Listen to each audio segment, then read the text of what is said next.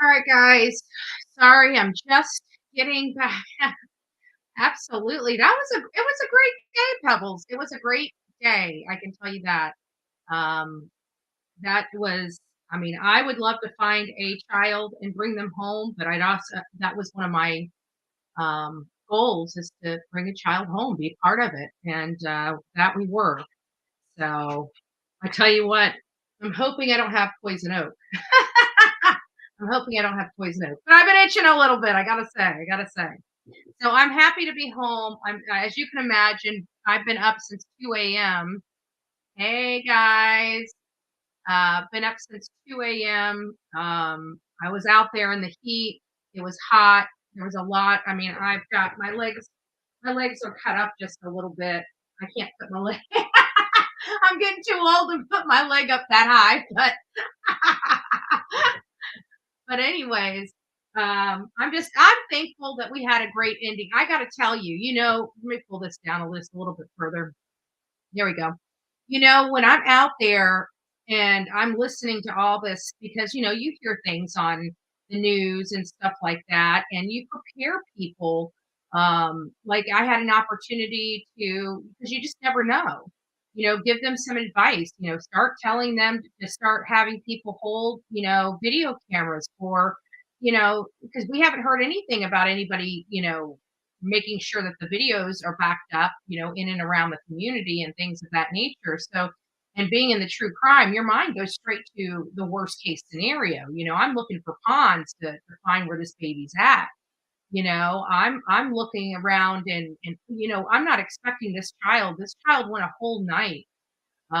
We're calling him. You didn't hear him. I mean, we could hear each other, but he was all the way. I mean, he was like we were a mile on the one side of the house and he was a mile on the other side of the house. So he was like 2 or 3 miles away from where we were searching. And it was hot. It was hot. But I missed all of this morning's you know testimony. Now, what time are they coming back? Is it 2:15 or 2:30? Oh, absolutely, absolutely. I know probably nobody was paying attention to the Alex Murdaugh trial, and it was like the juice today. I'm gonna see if we can go back here and just see. Maybe we'll just take some spots, and just get ourselves up to date on this. And that was when I was transitioning from hydrocodone to oxycodone, and it made me I don't really sick care about the drugs. before May. May was just one occurrence where I let them down I need to go get my vape. again. All right. Give me just. They've been watching you like a hawk for years. Is that correct? Alex held his own. Good. About my pill I mean, that's addiction, good. yes, sir. I think he's guilty, That is but I'm correct. glad he's getting a good defense.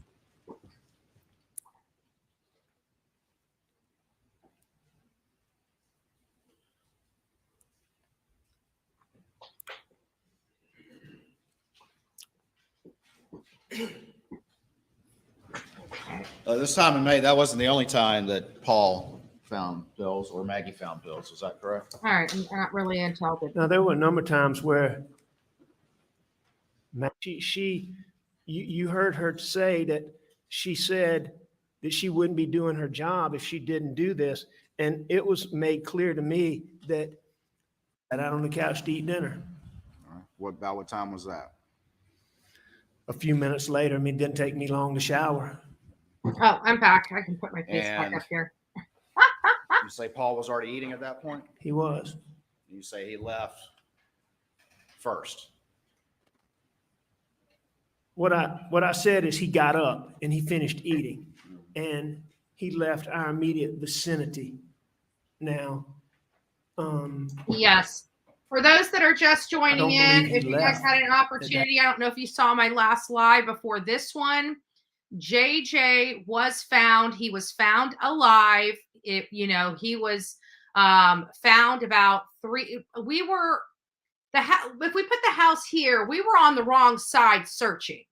When they had us searching the wrong side. And he was found on the other side by Cobb, like off of Cobb Road. Cobb Road is that big, busy the road that was out in front of that Marathon gas station. He's lucky to be alive. Very thankful, happy that I was able to be a part of that. Happy that I was able to let you guys be a part of that. Thank you, everybody that came and watched and supported the channel. We really, really, really do appreciate that. But at the end of the day, that's truly why we have this channel. If I only did that, once in a while, we wouldn't have much of a channel. That's why I do lives when we're not searching, when we're not looking for children, but we do obviously do more than that, but we don't just talk about these cases. We never have. We always go put boots on the ground. And in a situation like this, I was reserving hope. But again, I was preparing for the worst as well, because I knew the area that we were searching, he was not in. And it's hard after looking at that rugged terrain for your mind not to go straight to the gutter. Like I was talking to one lady and I was telling her, the first thing I really want to do is look at the ponds and lakes, because kids are just gravitated to that. And I had an opportunity to ask. Absolutely. And this gives us optimism, because I tell you, my optimism was really bleak today. It truly was bleak, especially going out there and seeing that terrain, hearing some of the stories that I heard prior to getting out there. Like I was, we see this stuff all the time, but hope and optimism is what today showed me. And, I don't know what to say. Everybody, I can tell you, everybody out there was grinning from ear to ear. When we found out, I mean, we were clapping, we were getting thumbs up. I was telling law enforcement, thank you, God bless you, those first responders. But this shows us right here, and we need to pass this out to our families, to our friends. If our children go missing, call law enforcement right away. It's so much easier for us just to call them back and say, hey, cancel that, I found my son or my daughter, than it is to wait an hour thinking this is not happening. And when something like this happens, that every minute counted. So let this be a learning lesson for everybody. If your child is missing, law enforcement is there for you. Don't feel like an inconvenience. That's your child. You can always call them back and say, hey, I found my kid, right? But waiting an hour to call it in could be detrimental, because if he was closer to home, he may have been found a lot sooner. He may not have had to stay out there all night. Now, granted, the good news is good news, right? He's home. He's with family. He's safe. We were a part of it. I mean, it was a great day. It was a great day. And there were so many people that chose to be a part of it. Hundreds of volunteers came out for this little boy. Hundreds of volunteers. It literally wrapped around and onto Cobb. And Cobb is like a major roadway. And people were wrapped around that gas station volunteering. And it took us a long time just to process. I mean, I was up close to the front of the line because I have been up and been there really early on. I was one of the first few that showed up. I mean, there was really only one or two other people at that gas station when I pulled up. And so I got processed faster in the line.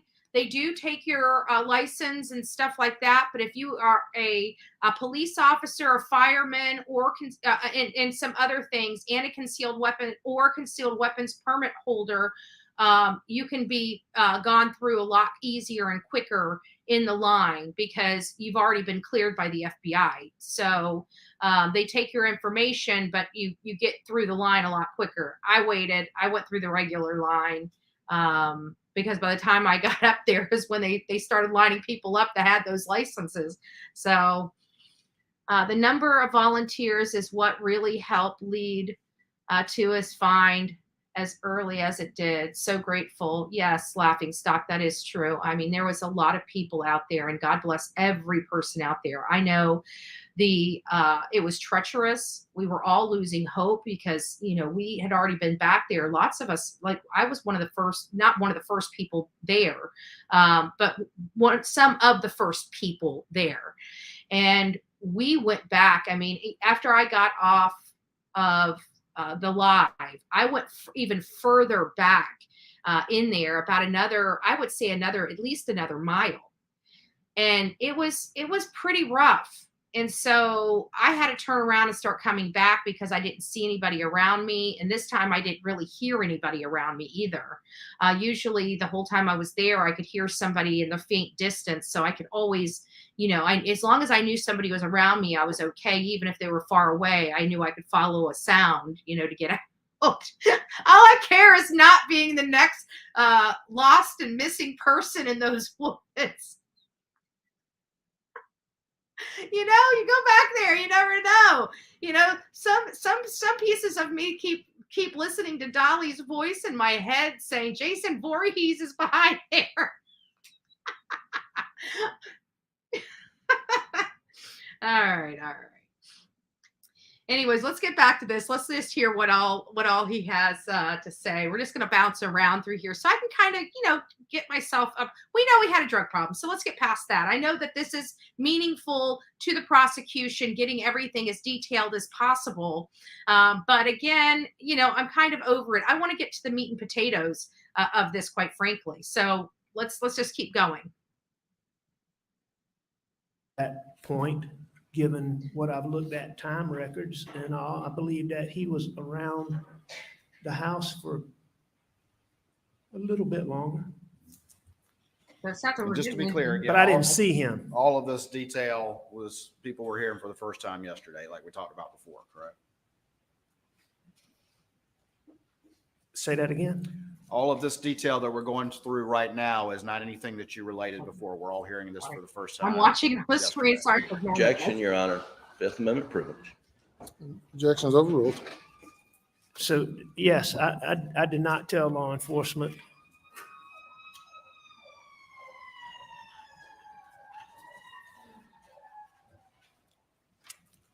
I don't know how, Nurse Sandy. I literally just got back from trucking in the swamp or in the woods. Actually, I don't think law enforcement asked me what I did when we first went to the house, but I clearly lied to law enforcement about what I said yesterday. Okay. And all of this, the last time you supposedly saw your wife and child, all of this detail, you as a lawyer and a prosecutor didn't think that was important to offer on your own?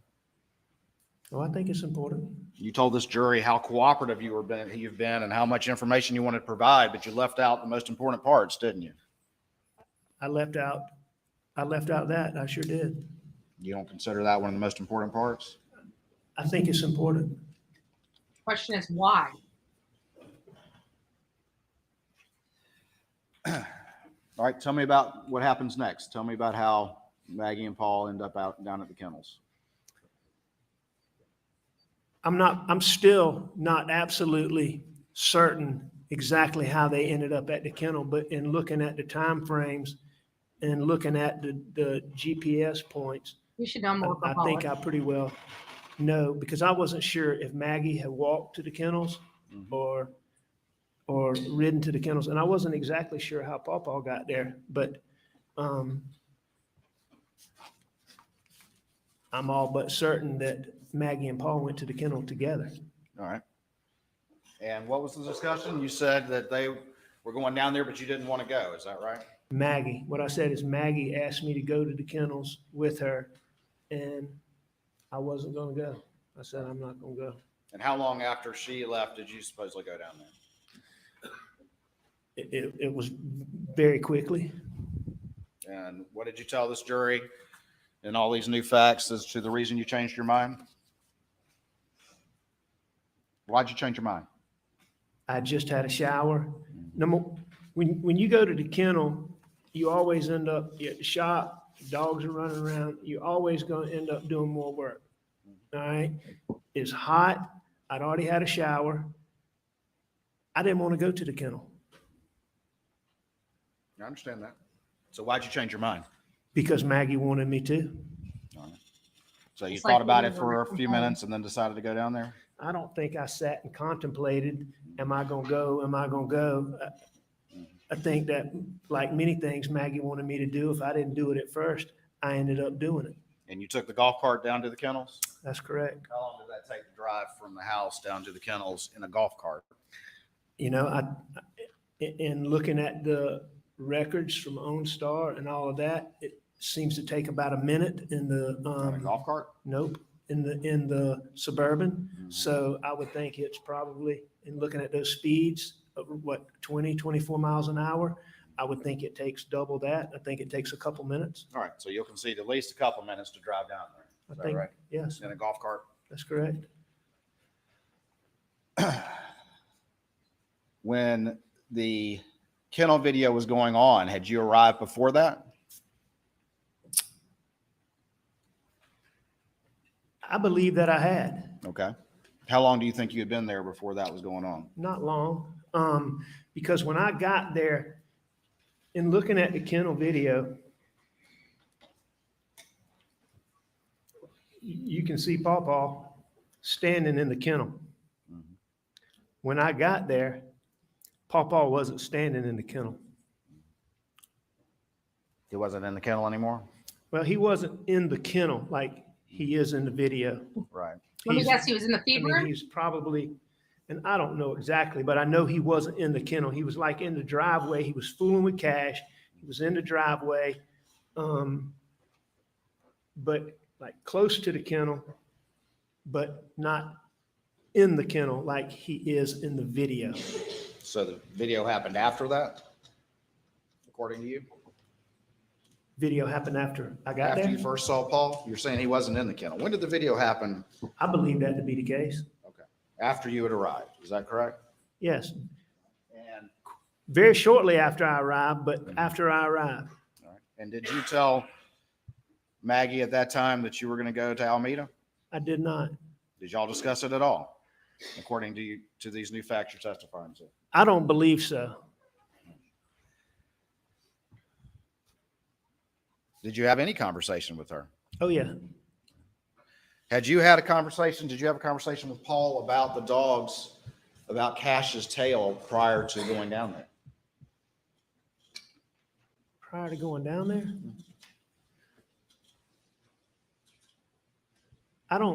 Did I have a conversation with Paul Yes. about Did you talk to Cash? him about Cash and some problem with his tail prior to going down there? Did you have any knowledge of that prior to going down there? I'm not sure. As I sit here today, I don't recall that, but I don't think so. When you first arrived in the golf cart, where did you pull up to? I pulled up right where Maggie was. Which is where? She was standing in a spot where she could see in between the chicken coop and the storage room of the So where she died? kennels, where the dogs were back up in those planted pines behind the kennels to the left of the chicken coop. Or near where And- she was gunned down at? Interesting. What'd you do after that? I went back to the house. No, I mean, did you pulled up, you get out of the golf cart, When I pulled up, I stayed on the golf cart, and stayed on the golf cart? How long did you stay on the golf cart? however long I was down there. The entire time? No, I got off to take the chicken from Bubba. All right, so how long were you down there before you took the chicken off the boat? Very short time. Like what? OG's gonna get into real fine A details. couple minutes And what were you doing during the couple of minutes before you got over there to deal with Bubba? talking to Max. All right. And what did y'all talk about? I don't know. You don't remember? No, sir. I do know that Maggie was very concerned about Paw Paw. And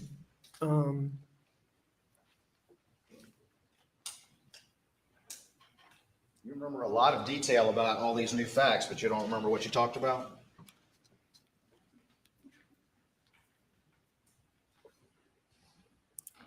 I don't remember the exact details of what we talked about. I believe that at that time, we may have talked about Paw Paw. but I'm not certain. Were you withdrawing at this time? At this time, no, sir. You weren't withdrawing at all. No. I mean, I would only withdraw when I didn't have pills. Then you're saying you had pills? Yes. Down there for a couple minutes, I think you've said now, before you get off the golf cart? About, yes, sir. All right. And where do you go at that point? I take the chicken from Bubba. All right. So you get up. Well, I mean, Bubba's come out there with this chicken. I mean, he's showing us, hey, I caught this chicken. And I take the chicken from Bubba. Bubba came up to the golf cart. He came up by the golf cart. He came up to Maggie and I, which I was on the golf cart. She's by the golf cart. I mean, he's not coming to the golf cart, but he's coming to us. Is this during the kennel video or is this after the kennel video? Well, no, you hear Maggie say he's got a chicken. Okay. That's what she's talking about is Bubba caught a chicken. All right.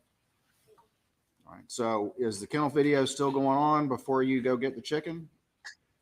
I mean, you've heard it, correct? You've heard it in this courtroom. I don't know exactly. I don't know We're just exactly, playing but some in recap. close time into Bubba coming out of those woods with the chicken, I got up and took the chicken from him. Okay. Let me ask you this. Were the dogs barking and carrying on or going out into the woods or acting like they sensed somebody was around that they didn't know? Were the dogs acting like there was somebody around that they didn't know? Yeah, like dogs do. No. No, they weren't. There was nobody There was no around that the dogs didn't know. Okay. Dogs didn't, to your indication, sense anything out of the ordinary. They were just chasing after the guinea. There was nobody else around All right. Good. for them to sense. You've heard the kennel video. Would you agree with me that it lasts for about 50 seconds? I agree with that. So it would have ended around 8:45 and 45 seconds. Would you agree with that? I do agree with that. No, this is not a Did you recap have from the chicken yesterday, just out earlier of- today. Bubba's mouth at the end of the kennel video, or did it take longer than that?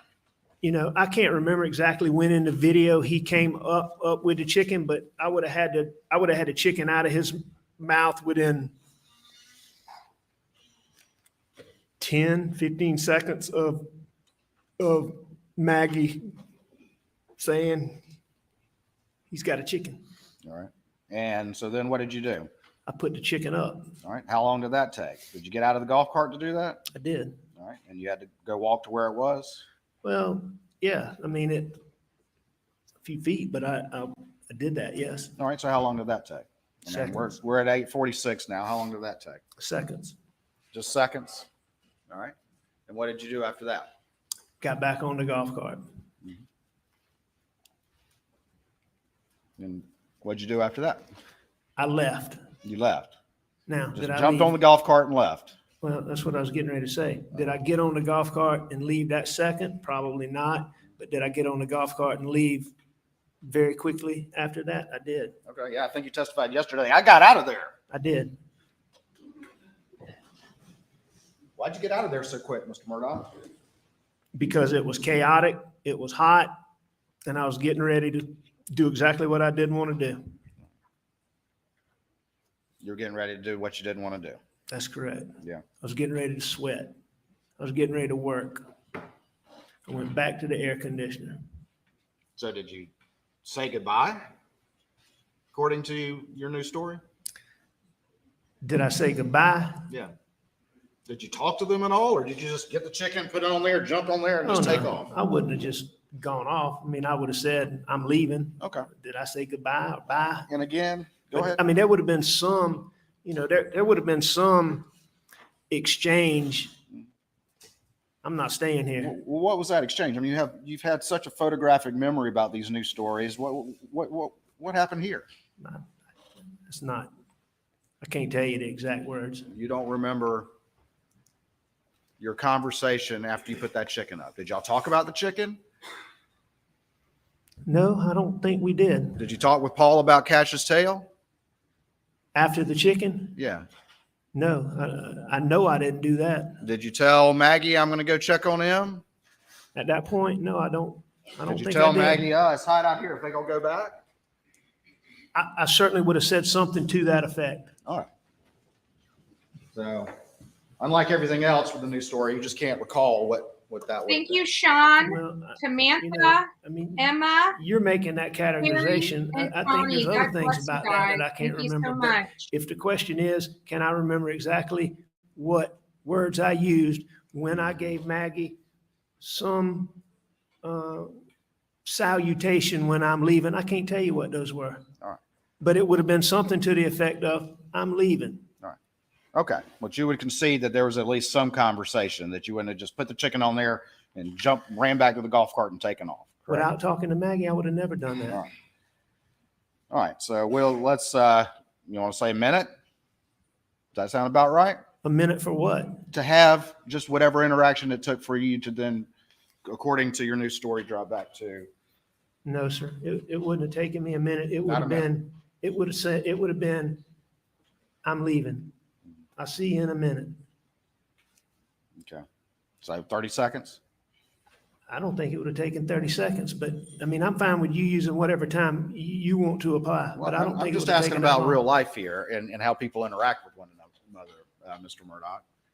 I mean, so what you're telling this jury, I call you're fuzzy on these kind of details, is that you jetted down there, you dealt with the chicken and jetted right back. No, sir. No, sir. I didn't jet down there and I didn't jet back. I got up after Maggie asked me to leave, after Maggie asked me to go with her, and I didn't. I got up. I went and got on a golf cart. I drove down there. I did what I did. I said, I'm leaving or something to those words, and I went back. All right. Well, if it's about 8:46, if the kennel video ends at 8:45 and 45 seconds, and it's about 8:46, we at least can see that maybe it was about a minute before you got on that golf cart and headed back. Just reasonable real life. Maybe. Yeah. I mean, I don't think it was that long, but maybe, sure. All right. So, But I don't think it was that long. I mean, all right, well, how long do you exactly think it what I was, thought Mr. was going to be Murdaugh? going on at that kennel, why I didn't want to go there to begin with, is exactly what was going on. Yeah. Well, I get that. Again, And I left. are these also convenient facts in your new story that have to fit with the timeline now that that evidence has been thrown in your face? No, sir. Does that sound like real life to you, that you jet down there and jet back, Mr. Murdaugh? Mr. Waters, as I just told you, I didn't get on my golf cart and jet down there. I didn't jet back. The Those are reason your- why you have to be Hang so on now, fuzzy Mr. about Waters. these Just a second. details. Mr. Waters, hang on. Just answer before another question is presented. Yes, sir. I'm Just a answering your moment. question. Just a moment. Are you responding to the last question? Yes, sir. I'm responding to your question and you're using words that I'm not using. And that's your Do you agree categorization. I'm entitled to ask my questions to you, sir? Absolutely. Okay. And I'm going to answer them. All I'm saying is I'm taking issue with the manner in which you're changing what I'm saying. So you And disagree this is a new story? You I'm disagree trying with to that watch the characterization? time, guys. So we will be switching back to Yes, live coverage. this is the first in a little time bit. that this is being told openly. And you disagree to my characterization that you've got a photographic memory about the details that have to fit now that you know these facts, but you're fuzzy on the other stuff that complicates that. You disagree with that? I do disagree with that. I think that I think that I have a good memory about a lot of things on this. How about this? We got the kennel video ending at 8:45:45. So just to take care of the chicken, put it up. I was going to say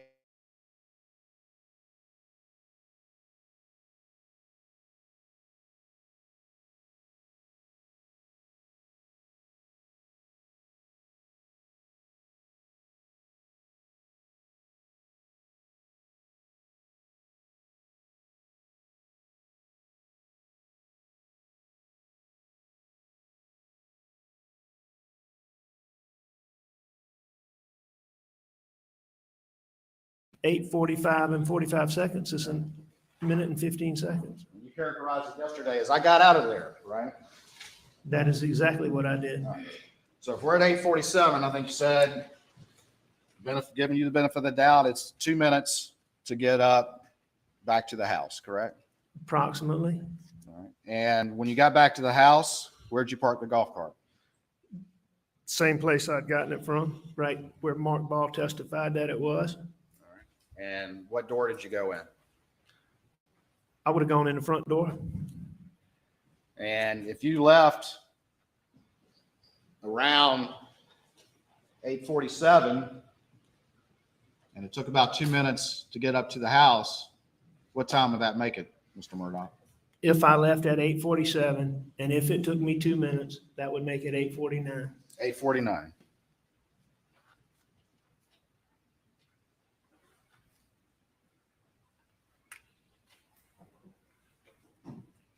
When you testified, you went inside and the TV's on, right?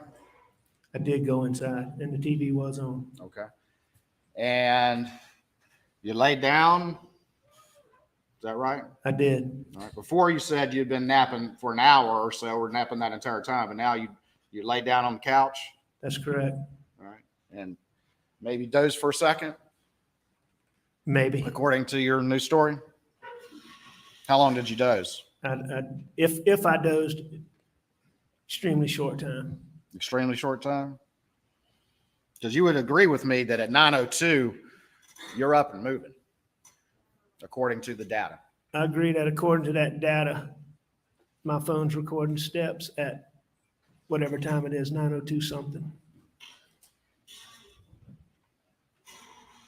How long did it take you, if you were at the house at 8:49, how long before you went and laid on the couch? I would have gone straight to the couch, probably. I may have gone by the sink, or I may have gotten a spit cup, but it would have been basically straight to the couch. Straight to the couch. Yes, sir. And you're telling this jury that that's what happened, and you were back at the house at 8:49, and you lay down on the couch and dozed for a second, and then you were up with more steps in a shorter time period than you had done all day. Well, I mean, your number is 8:49. What I'm telling this jury is that I went down there, and when I took that chicken from Bubba, I would have said something to Mags. I got back on that golf cart, and I drove back to my house. After getting back to my house, I went inside, and in short order, I went to the couch. That's what I'm telling this jury. Did you go anywhere else in the house?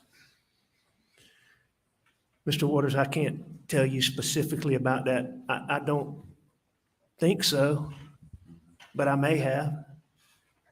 Did you have that tan blackout and a 12-gauge shotgun on that golf cart when you drove down there?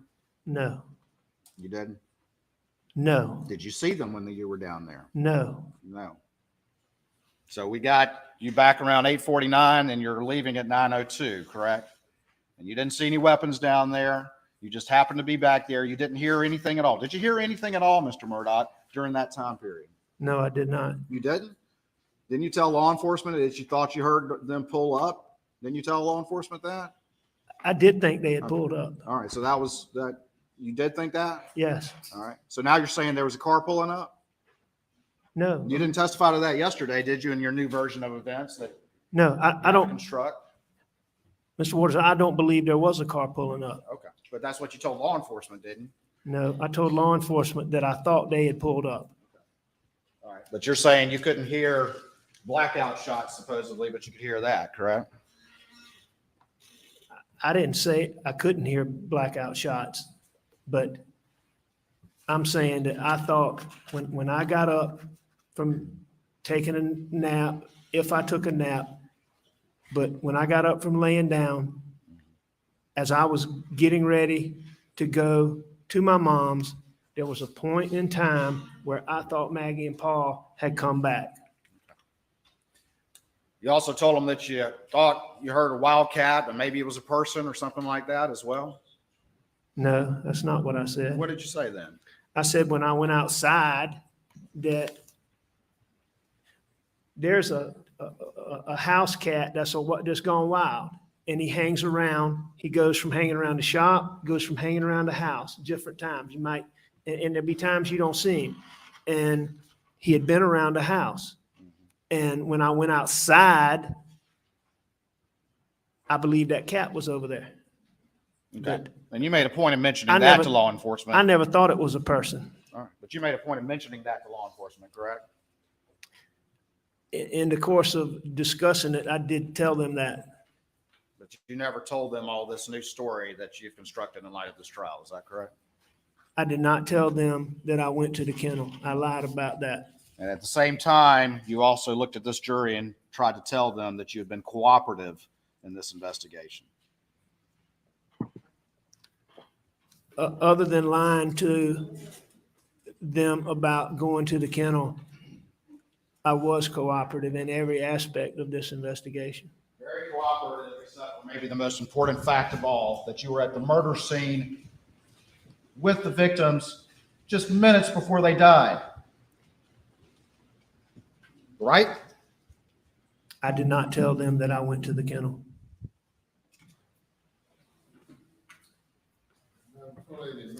We'll take a break at this time for about 15 minutes, talking to the All right, jury. we're not taking the break, obviously. That was just a clip. Please go to the jury room. Please not discuss the case. I'm going to pause it real quick right here. We're getting close to going back to the live of this. Like, my mind is a little blown. Like this state attorney, I don't think yesterday, a few people, after hearing him talk, changed their position. And I was going to run a bunch of polls, but I had no idea a 2-year-old was going to miss, and we're just not going to be able to do that. Well, we might be able to do that today. Well, I'll work on it. I'll see what I can do if I can get some polls out to everybody that's been watching. I know there's some new people that are probably just tuning in for the first time to the Alex Murdaugh trial. So just to explain what this trial is all about. This is in Low Country, South Carolina. This is a man that has, it really has all the glitz and glamour of, true crime. He comes from a family of influence. His family had the longest history in U.S. history of holding the solicitor's office in the county in which he's being prosecuted as we speak in Colleton County. Over 100 or close to 100 years of direct solicitor from one generation to another. So much so he will be in the history books. This will be in the history book.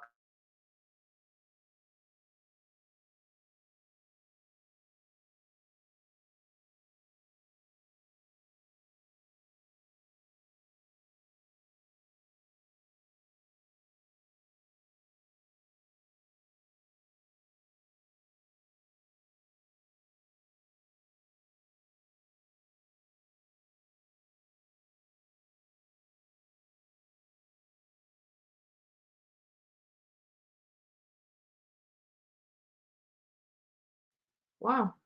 I don't know what's going on with I had to just change the internet over to the other internet.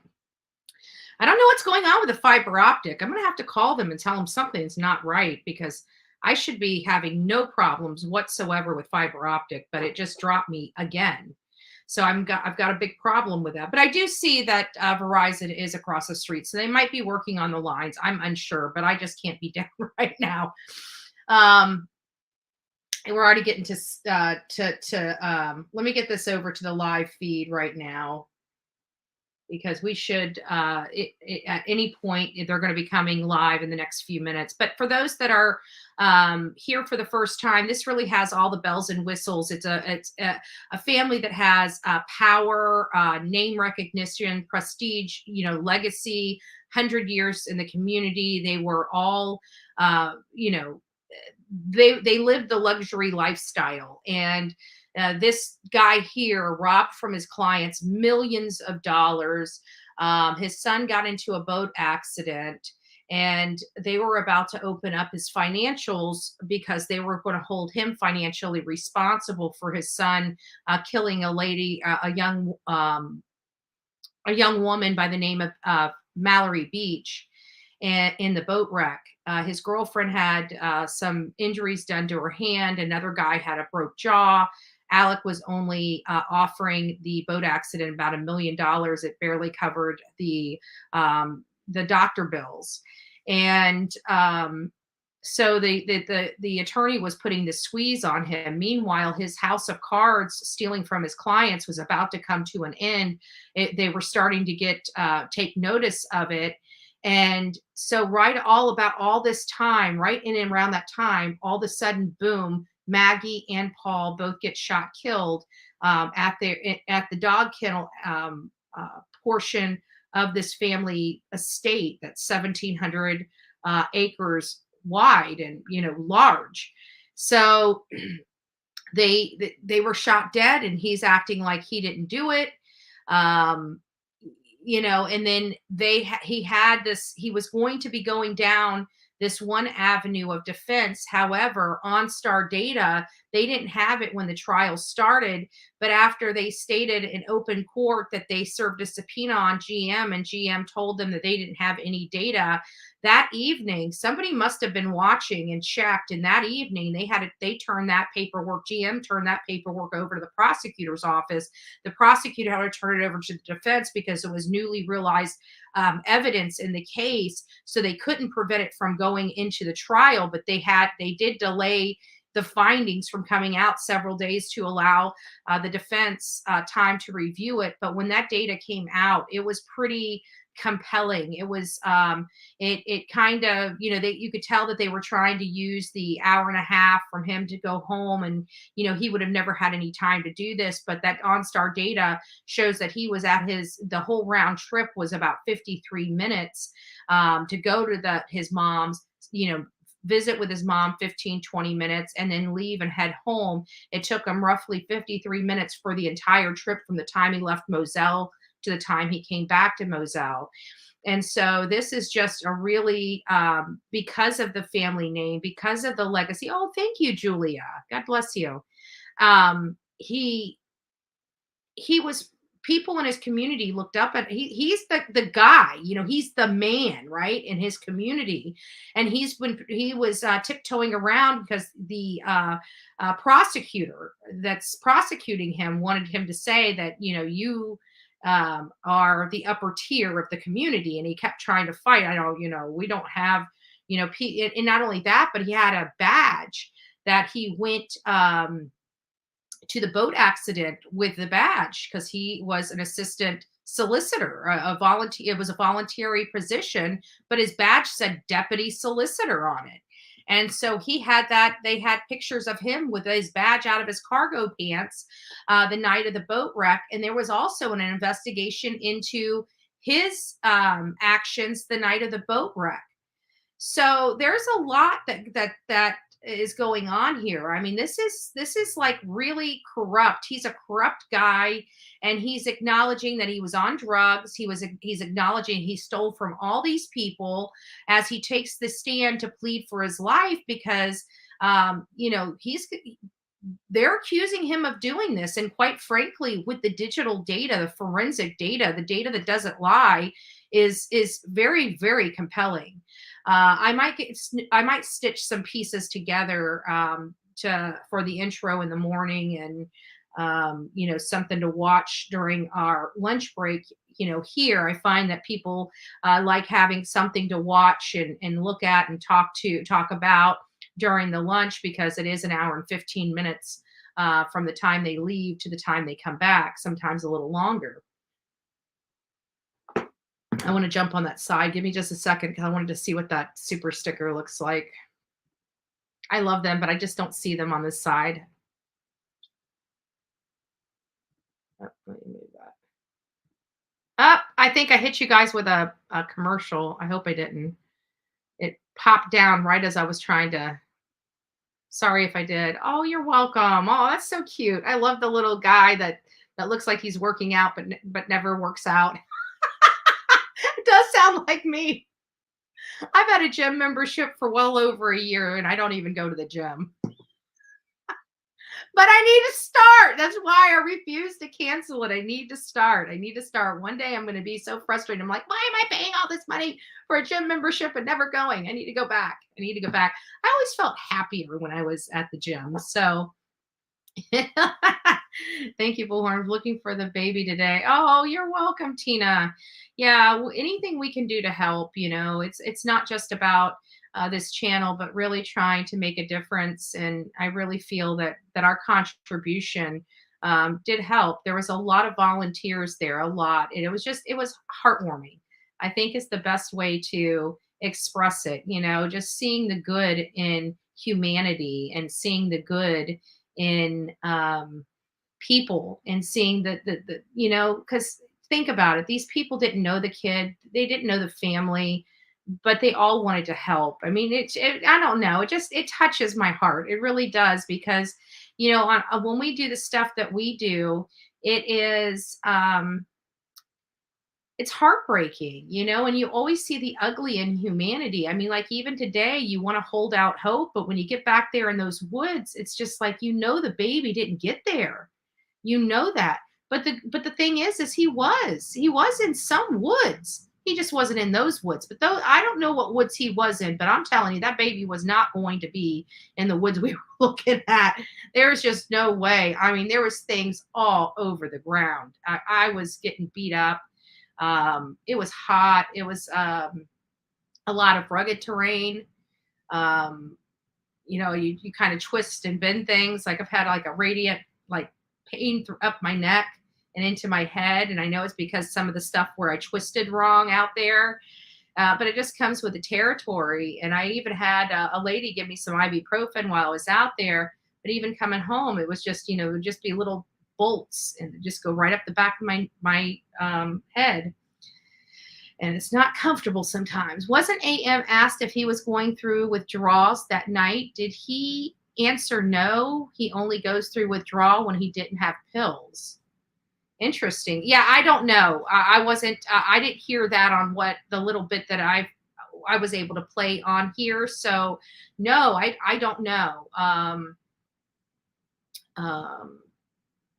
He did say yesterday that he's been 534 days clean, and I'm sitting here with my microphone muted, and I'm saying, what, since you've been in jail? Oh, so you've been clean since you've been in jail. Great. That's what it sounded like. He was so proud of himself, and it's like, but you wouldn't be clean if you weren't in jail. What is his motive? Bella Ann, it's financial. It was his house of cards were crumbling in. And it just happened to be everything was hitting right then. And I figure and it was the boat accident. Like he kept, if you watch the initial stuff, all he wanted to do was blame the boat accident, try to say that somebody related to the boat accident is the one that that did this to his wife and son. That proved to be wrong. And not only that, but the attorney was going after them financially and was asking for $30 million, willing to settle at least at $10 million. So, I mean, they were coming after him really, really hard. And he was trying to tell him he was broke. And he's like, well, then fine, sign me over the 2 houses. So they were literally going to the house his wife loved and the house that his son Paul loved. He was about to lose. And I just think it was too much pressure. And then after he realized he screwed up, he had a foiled suicide plot where he had his tried to pay. He didn't pay his drug dealer, but tried to have his dealer shoot him in the back of the head. He wanted to die apparently, and he was worried about the suicide clause, so he wanted this guy to do it, and give Buster $12 million, the only surviving heir. It's like I said, this case, it's crazy. I think didn't somebody say that they had a Netflix documentary already out on it? On Netflix documentary. You might want to go in there and write Murdaugh. And I'm telling you, this is a crazy case. Like everybody looked up to this man. And like even his best friend of like, I think 30 something years didn't even know who he was. I mean, he stole over almost $200,000 from his best friend. His best friend didn't even know he had this substance abuse problem. He was able to lie, con, and deceive every single person he knew and loved. Every single person. And we heard word on the street that Maggie might have been ready for a divorce. And Paul was the cause of all of this in probably his mind. I thought that he did this out of anger at first. But I keep wondering because it seems like he has more respect for Buster. It seems like him and Buster are buds. And Paul and Maggie were buds, you know, and it just, I don't know. I keep wondering, and Buster was on the stand, and in the back of my head, I just keep wondering, did Alec ask him to come home too, but he said no, he couldn't. Or I just saw you guys. There's no need for me to come over or something. I mean, his grandfather just went into the hospital. Why was everybody else home but not Buster? Did he tell Buster to stay away from the house? You know, I mean, these are things that I really want to know. And we will never, ever know. Oops. Sorry, guys. It might be back. And I didn't even realize it wasn't even playing. Sorry, guys. I think we didn't miss anything. But it looks like it's coming back. I just wanted to make sure because got to be careful. And guess what? My thing that the plug, it wasn't unplugged at this one this time. It was unplugged at the freaking computer. It wasn't plugged in all the way at the computer. So the reason why we couldn't go live this morning is because the computer died again. It seems like every time I try to run this thing with me far away, it's always a battery issue. And I'm going to check that from here on out. I got to put some post-its everywhere. Thanks to Jennifer L. We do have post-its.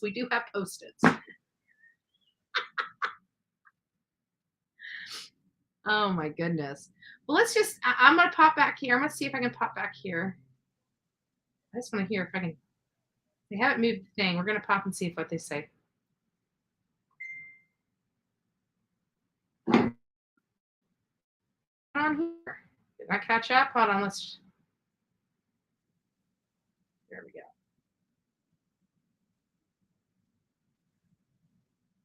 Oh man, they're going to get into technical stuff. God, we missed so much. This was the one, but you know what? Finding a 2-year-old boy, I'm fine with it. I am fine with it.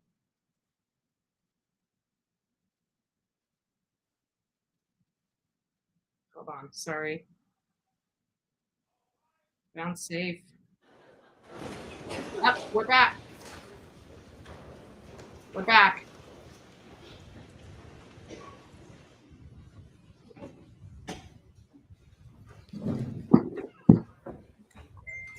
Please be seated.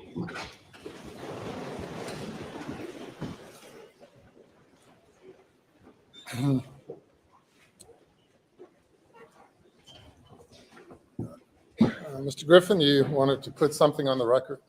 Yes, Your Honor. Thank you. During cross-examination of Mr. Murdaugh, he had testified that in relation to the financial crimes that he had tried to meet with the Attorney General's office and that on multiple occasions and that he had from the get-go had always been willing to sit down with them. He was specifically talking about the financial investigation and the charges which he received as a result of those investigations. Following up to that questioning, that answer, Mr. Waters then went to Mr. Murdaugh's testimony and the information he provided about being down at the kennel. And he said you had never provided that information to law enforcement and other people until today or yesterday. And Your Honor, that is a direct violation of Dole v. Ohio, where the Supreme Court said that cross-examining the defendant about his failure to have told an exculpatory story after receiving Miranda warnings at the time of his arrest is a due process violation. The court goes on to say the defendant's post-arrest silence cannot be used against him, violates due process. And that's exactly what happened on cross-examination. So I want to make clear the grounds for objection. Also would like to move to strike the question, strike the answer, and get a curative jury instruction that they are not to consider any failure of the defendant to come forward with exculpatory information after his arrest relating to the murder charges. Thank you. Mr. Waters. Yes, sir, Your Honor. Clearly, this defendant has given statements on multiple occasions, and that operates as a waiver under Doyle. Additionally, my question was not so limited as Mr. Griffin says, and it was in fact the defendant who made a point of saying that he had repeatedly tried to talk and put that in issue, at which point this was directly responsive to what he brought up. Additionally, this was also, all that was discussed were public statements of his counsel, who is an agent on his behalf and attributable to him. So there's no Doyle violation here. If Mr. Murdaugh had claimed his right to silence from the beginning and had kept that throughout, then the state would be precluded from commenting on the exercise of his right to remain silent. But one thing we know about Mr. Murdaugh is he has not remained silent at any point during this process, and he's the one that brought up this false claim that he had been begging to tell the kennel story, when in fact he did not do so till yesterday. Doyle primarily addresses the issue of post-arrest silence. If an accused is silent following an arrest, then it's improper to comment on the post-arrest silence. It does not allow an accused or a person who's suspected to give contradictory information or to voluntarily give a statement or to voluntarily give a misstatement, as has been acknowledged here. I do not find any Doyle violation, and the record is protected. I certainly understand the defense raising any and all possible issues, and they can be raised, and you've done it here. The record is protected, but all motions are denied. Let's bring the jury.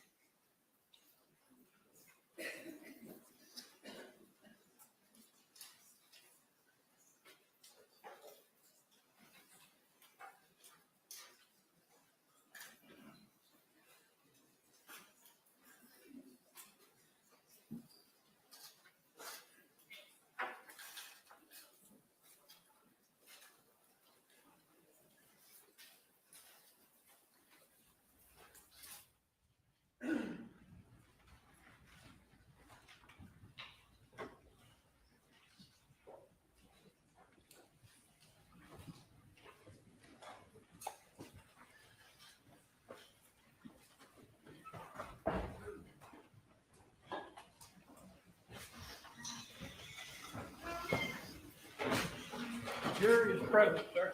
Very good. You may proceed. May it please the court, Your Honor. Yes, sir. Mr. Murdaugh, good afternoon. Good afternoon. Get that mic up a little bit, please. Excuse me. Thank you. There we go. When we left off, we were talking about at what point during that interview in the car with Dave Owen that you decided to start lying about the murders of your wife and son. I'm going to pick up this video real quick. Not going to play the whole thing, but I'm going to start from 2 minutes and 9 seconds. So just start to talk, take your time. Like when I came back here, Mhm. I mean, I pulled up and I could see him, and I knew something was bad. I ran out. I knew it was really bad. My boy over there, I could see it was.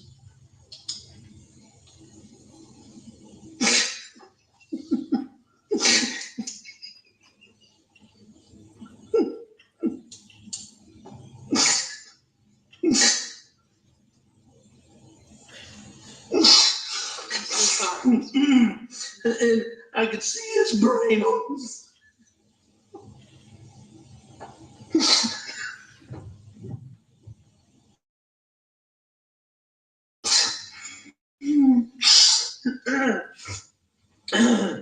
And I ran over to Maggie. And actually, I think I tried to turn Paul over first. I tried to turn him over, and I don't know. I figured it out.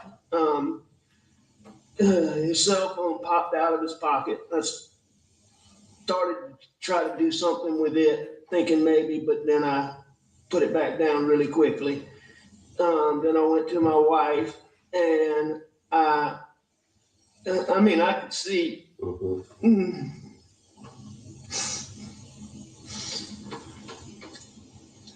Did you touch Maggie at all? I did. I touched them both. Okay. I tried to do it as limited as possible, but I tried to take their pulse on both of them. And, I called 911 pretty much right away. And she was very good.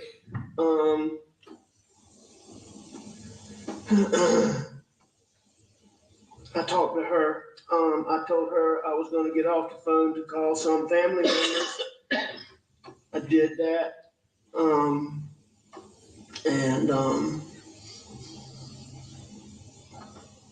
What family members did you call? I called my brother Randy, and I called my brother John.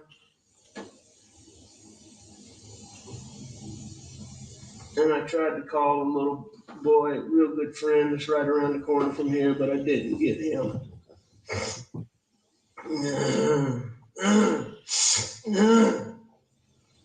What all was around Paul when you walked up? Blood. Anything else? There was some body things, yes, sir. Like any other evidence? I know you said the phone fell out of the pocket, but did you see anything else that didn't belong or shouldn't belong or that wasn't part of Paul? No, sir, not. No, sir. How about Maggie? No, sir. You didn't see anything around them? What made you come out here tonight? I went to, my mom's a late stage Alzheimer's patient. My dad's in the hospital.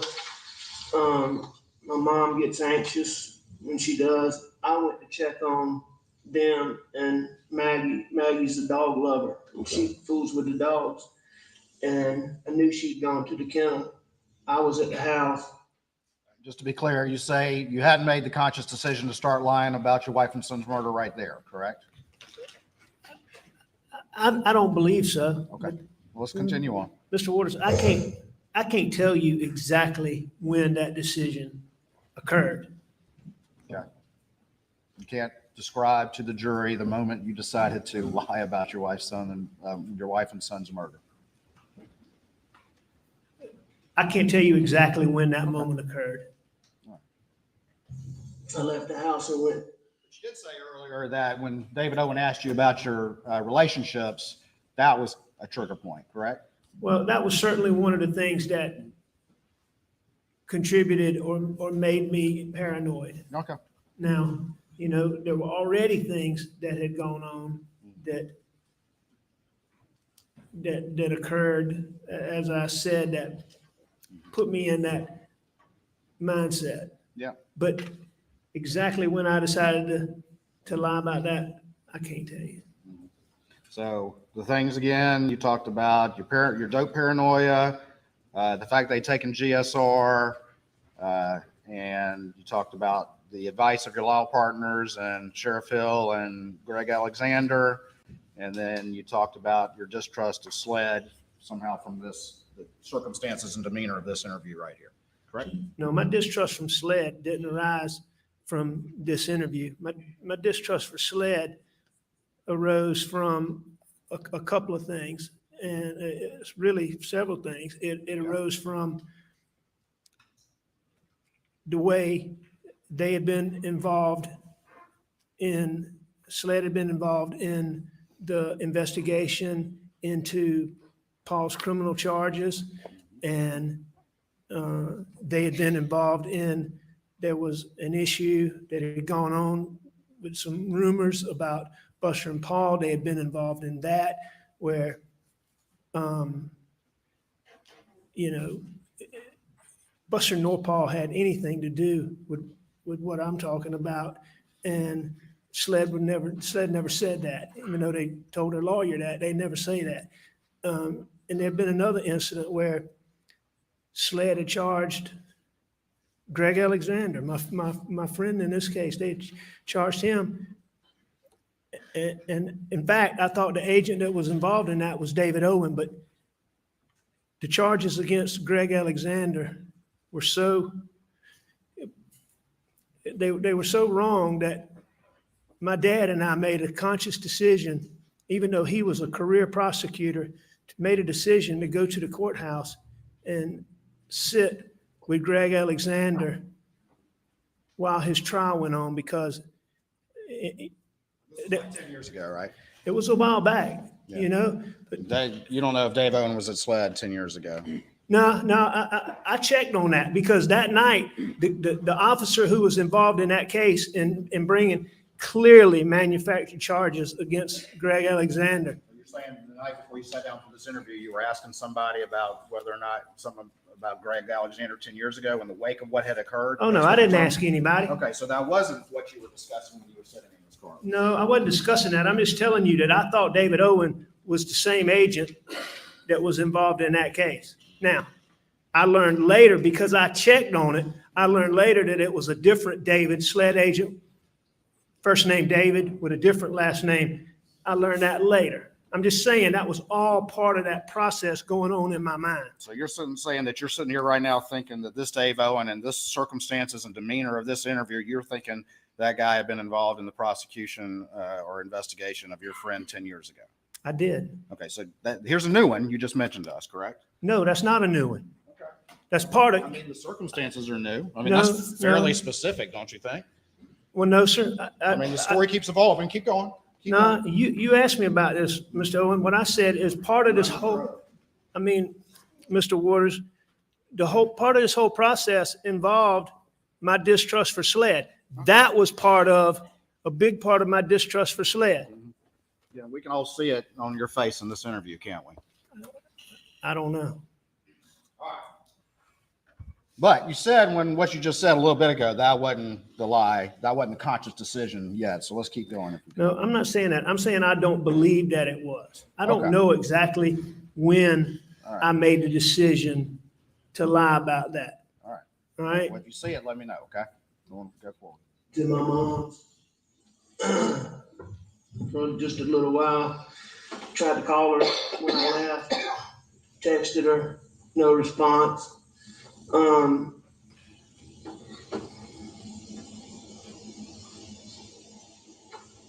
When I got back to the house was obviously nobody was in there, so I figured they're still up here fooling around. Paul was gonna be getting set up to plant. Our sunflower seeds got sprayed and died, and he was refiguring to plant the sunflower seeds. So I came back up here and I drove up and saw and called.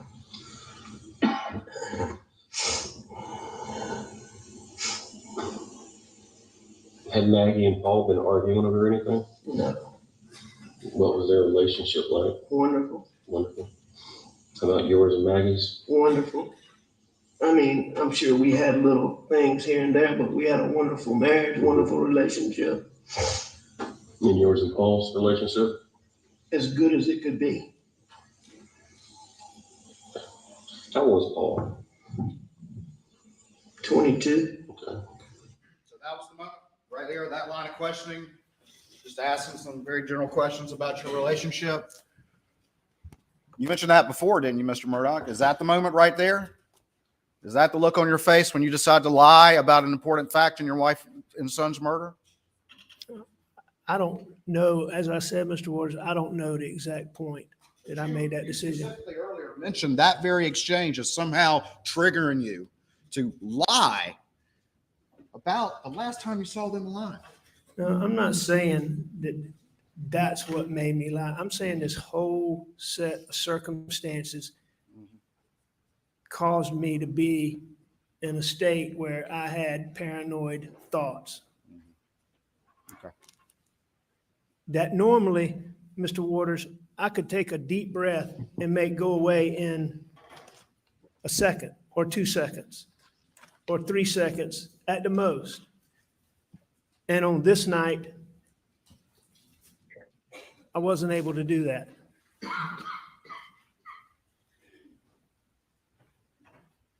But all of those things that I mentioned, I believe contributed to that. Okay. Any more you want to add now, since you keep adding them? I'd be glad to answer any question you have. Well, I mean, I'm asking you. I mean, the factors have gone from yesterday to today, and now even after lunch, we got some new ones. So anything else you want to add right now as to factors? Mr. Waters, I don't believe that I've added any new factors. I believe that's what I said yesterday.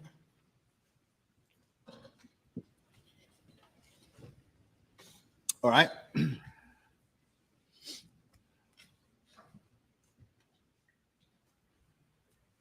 I've explained some of those factors because of your questions, but I don't believe I've added any factors. Okay. All right, let me move this forward just a little bit. Okay, so most of this was stuff from between a couple of them, but not. You had talked about yesterday in great detail about the boat case, which you brought up on the 911 call and to Daniel Green, and then of course in this first interview, correct? I did mention the boat wreck. All right, and you described that. Do you remember what you said in this interview about the boat wreck? Not About specifically. specifically the other people involved in the boat wreck? You don't remember specifically? Do you remember specifically? I guess you said no. I remember talking about the boat wreck, and I Don't know know that I talked about the boat wreck. All right. Well, I'm gonna play now from 1714. any direct threats between any of the people on the boat Okay. specifically, but I do think there's been a small amount of yip yap between a couple of them, but not recently. Okay. What was the term you used for that? Small amount of yip yap? Yeah, and just to be clear, Mr. Waters, there was never, ever a point in time where I thought that the people that were involved in the boat wreck did this to Paw and Maggie. Okay. I've never thought that. All right. I never thought that, but it's literally one of the first things that you said out of the 911 call. Nah, that's not what I said. I never, ever, ever under any point in time believed that those kids that were riding in that boat or their parents or their families, I didn't believe that any of the families, the people that were involved in the boat wreck had anything to do with hurting Maggie and Paul. Okay. But I can tell you that at that time, and as I sit here today, that I believe that boat wreck is the reason why Paw and Maggie were killed. Okay. And I'm certain, So I believe that. It was random vigilantes, the 5-2 vigilantes, huh? now what I believe, Mr. Waters, is I believe that when Paul was charged criminally,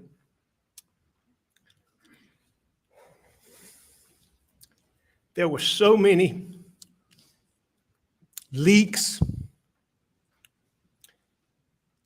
half-truths, half-reports, half-statements, partial information, misrepresentations of Paul that ended up in the media all the time. And when I tell you the social media response that came from that, was vile. The things that were said about what they would do to Papa, they were so over the top that nobody would believe anybody would get on social media and do that. But I believe then, and I believe today, that the wrong person saw and read that. Okay. Because I can tell you for a fact Thank you, Fat Cat. God bless you. that the person or people who did what I saw on June the 7th, they hated Paul Murdaugh and they had anger in their heart. And that is the only reason that somebody could be mad at Paul like that and hate him like that. Gotcha. All right. So we've got now. But that's why I did then believe it was the boat wreck, and I believe now that the boat wreck All right. So we've had got something to do with it. All right. So we've got random vigilantes because of the boat wreck. Now, I don't know that they're random vigilantes. Well, you just said it wasn't the family or the kid or No. the kids or the family of the other kids in the boat, right? But So you're saying it's somebody off of social media, and you don't have any evidence of that, do you?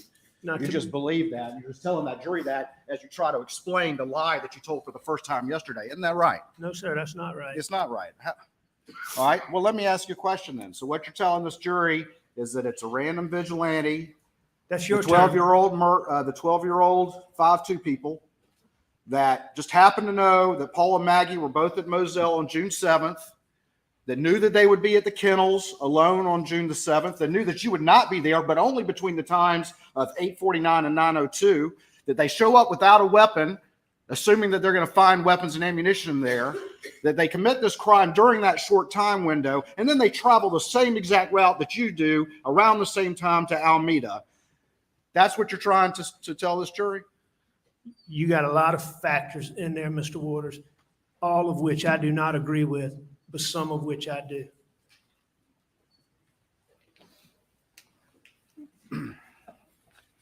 All right.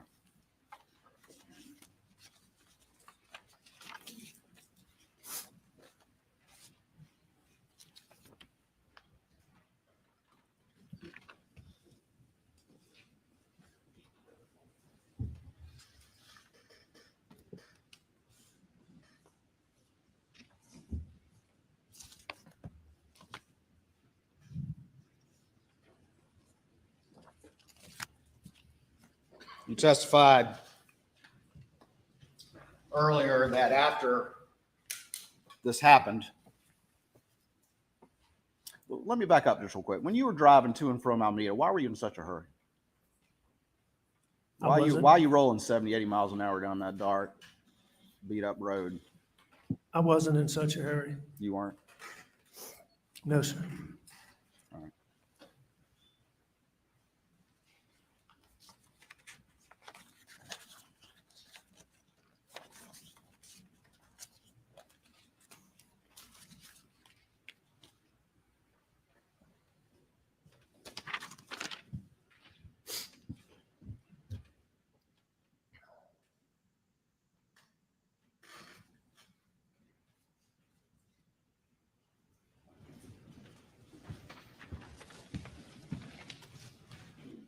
Show you what's been marked as States 573.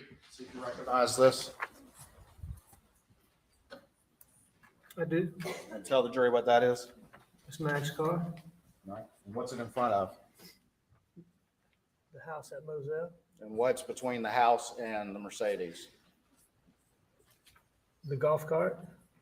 Is that where it was on June the 8th, to your recollection? No, sir.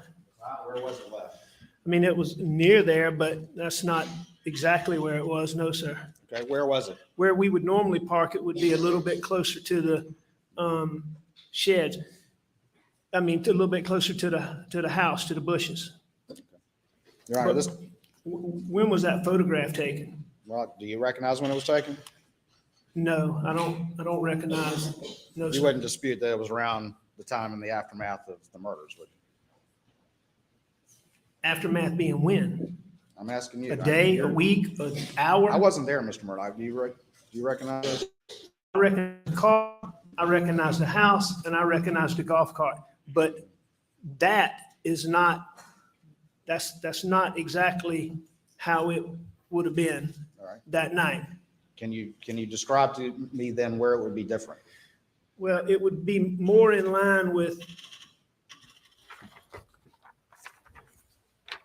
first things first is when we drove the golf cart, or when I drove it for sure, and I believe when the others drove it, you would come in and you would go across. When we drove the golf In cart, front of this. So if I would have come in and gone this way, or I would have come in and gone this way. This is not a place that any of my family would have normally parked. And so what I'm assuming is this obviously is taken at daytime. And what I'm assuming is it was taken when SLED came to the earliest it was taken was when SLED came to the house the next day, which I believe the testimony is in the afternoon. And at this point in time, that golf cart, I would assume would have been moved several times, but that's Right. not how it Well, was. where did you leave the golf cart when you got out of it around 8:49? In the manner in which I just talked about. Okay, well, help me out again so I understand. You would have come around this way or that way, but where would it end up? It would have been, in this picture, it's facing to the right. Oh, I got you. The night that I drove it, I believe I parked it facing to the left. I understand. Would be customarily how I did it. And I believe I did it that way that night. Okay. Well, all right. And that is how I would have gotten into it. All right. That's a very specific memory. Thank you. All right. At this Well, that's time, the just how it state would normally offer states 573 and evidence. Admit it without objection. Could I have the Almo very briefly?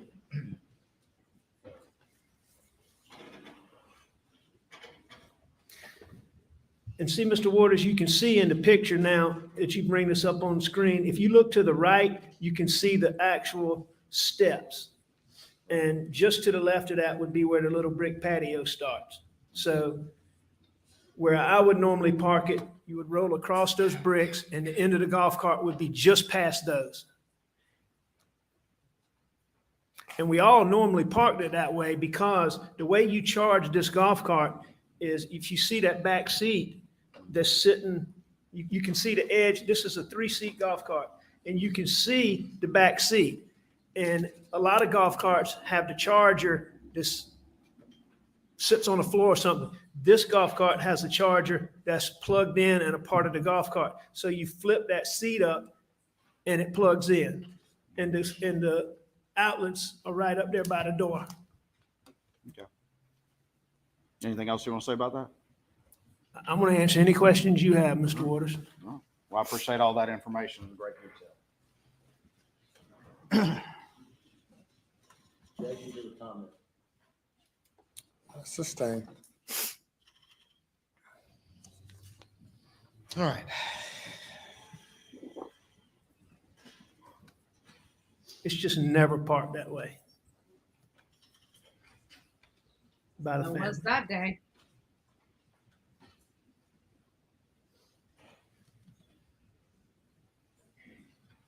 Sean, he gets to ask him as many questions as he wants. There's no rush, no time limit.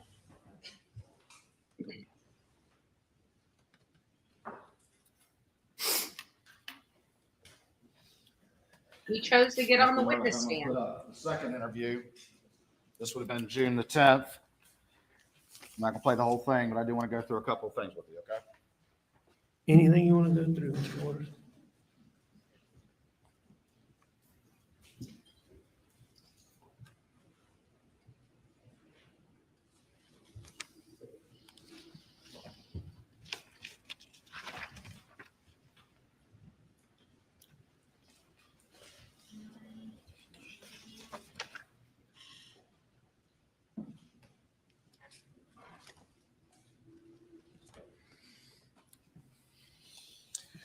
I apologize, got ahead of myself. I want to do one last thing on the first one.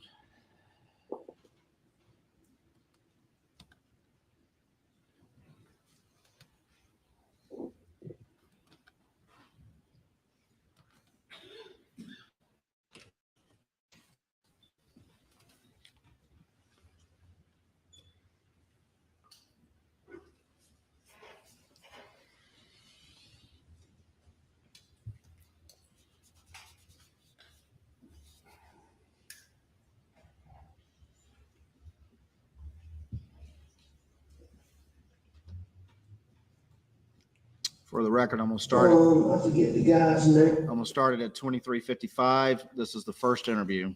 Amy's been having trouble with her. She's been having trouble with her stomach and her tooth. I'm not positive. It was sort of a routine visit, and I can't remember. She told me the name of him, and I can't. I want to say Gordine Okay. is who I think she saw.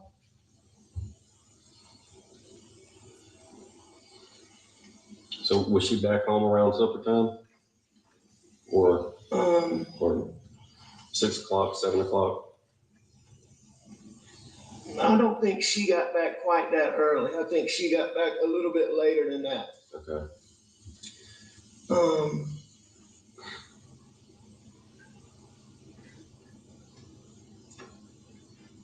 What did you do today? Were you in the office or? No, I was home. I came home. Paul and I messed around.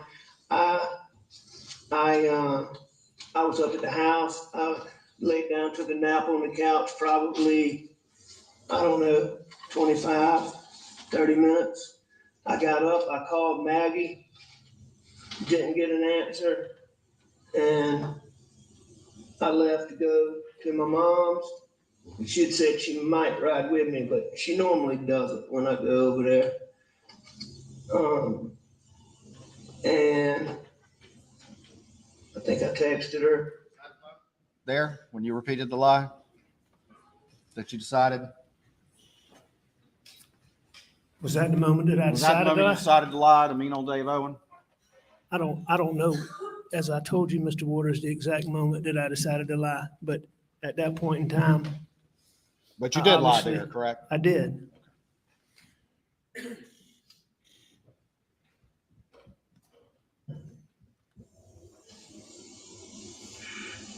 And she's very good about answering the phone, so that was odd, or calling me back. So that was odd, but it wasn't that big a deal.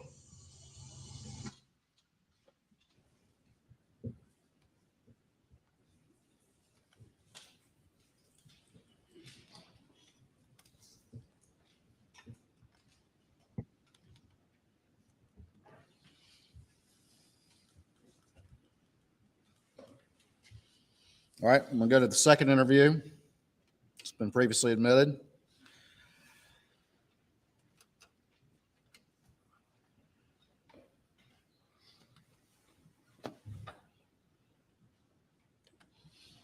Let me ask you this before we start. You stated earlier during your direct testimony that after these crimes happened, you were around family, family was around you, your law partners were around you pretty much every minute after that, correct?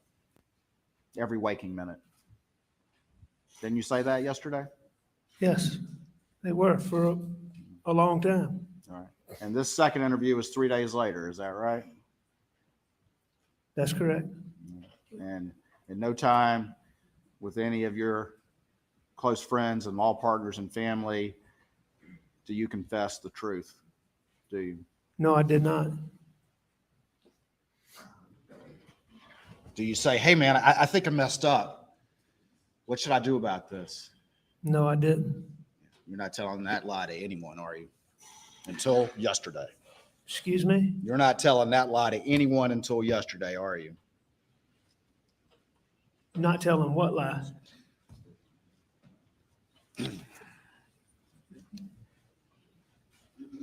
Saying I tried to tell somebody that I was lying?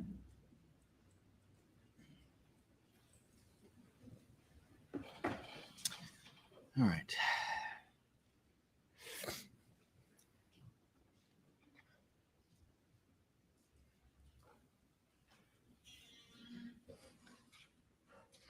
Hang up.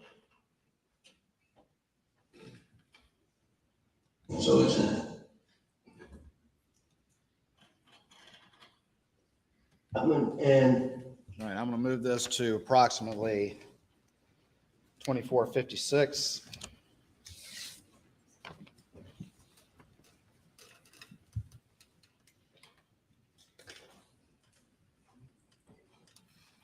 All right, Mike. Well, I don't know what to tell you. I can tell you he's most likely going to jail for the rest of his life. went to go to the I think you're pulling everybody's leg. I don't know why. Red thing, I think you just feel like you need to be opposite. Correction, I'm at 1228. he doesn't like to go to doctors, making him go get his blood pressure checked. His feet had swollen up recently. Wow. So, you know, it was a big, huge deal. Okay. You know, we hung around the house for a little while. I know that Maggie went to the kennels. I don't know exactly where Paul went, but he left the house too. Okay. How did Maggie get down to the kennels? I don't know exactly, but on normal occasions, she would drive a buggy, drive a four-wheeler, or very common for her to walk. Okay. How about Paul? Paul wasn't much of a walker, but he would use all of the others. Okay. But I mean, it could be anyway, you know? I don't know exactly. I wish I could help you with that. So they left and went down to the kennels. Well, Maggie went to go to the kennels. Okay. Paul left. And I'm assuming, you know, Paul left because of, you know, Gotcha. what happened. I mean, I'm assuming Paul went to the kennels. Okay. And what did you do once Maggie and Paul left? I stayed in the house. Okay. And I was watching TV, looking at my phone, and I actually fell asleep on the couch. Okay. And what time did you? You know, I don't know exactly what time I woke up, but when y'all get my phone, you know, I think one of the first things I did when I got up was call Maggie because I was going to my mom's. And I know I texted her because I checked my phone. And what time did we say the text was, Jim? It's like 9:06. I didn't see it. Yeah, I got it written down for you. I showed you the other night, didn't I? Yes, sir. I got it. So, you know, I texted her. So I called her just before that. And I mean, she didn't answer at that point. And I left to go to my mom's. Okay. Y'all will just have to look. I'm not sure if I called Paul. Well, and that's why we're getting phones so we can nail down the times and everything. Pretty much all of that was lies, wasn't it? The part about me not being at the kennel was a lie. Well, also not knowing that Paul went down there, not being sure, that was a lie too, wasn't it? I mean, you're putting some detail on this thing, aren't you? Not knowing when Paul left. Everything about me not going to the kennel was a lie. And you're able to just do that just so easily and so convincingly and so naturally, don't you? I mean, that's not for me to judge. That's true.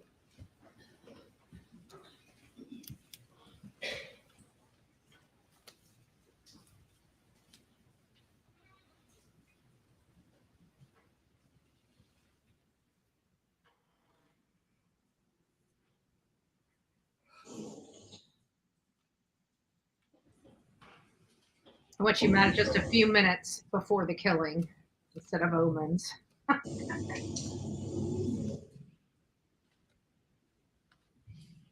It's an odd story.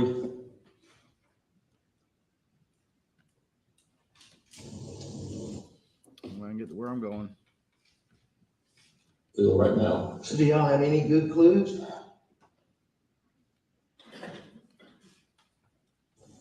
So we're trying to put a rush on that to get an answer quick, and hoping that's going to tell us something. By evidence, I mean, is it things you think are going to be helpful?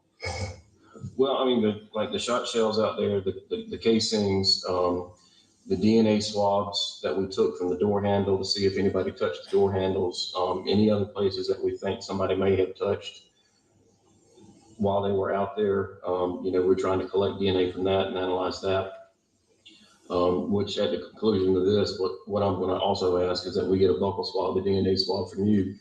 Your DNA is going to be there, but we need to eliminate it once it's developed. So, you know, we don't need that unknown when it actually is a family member. There's no problem. I mean, we have talked to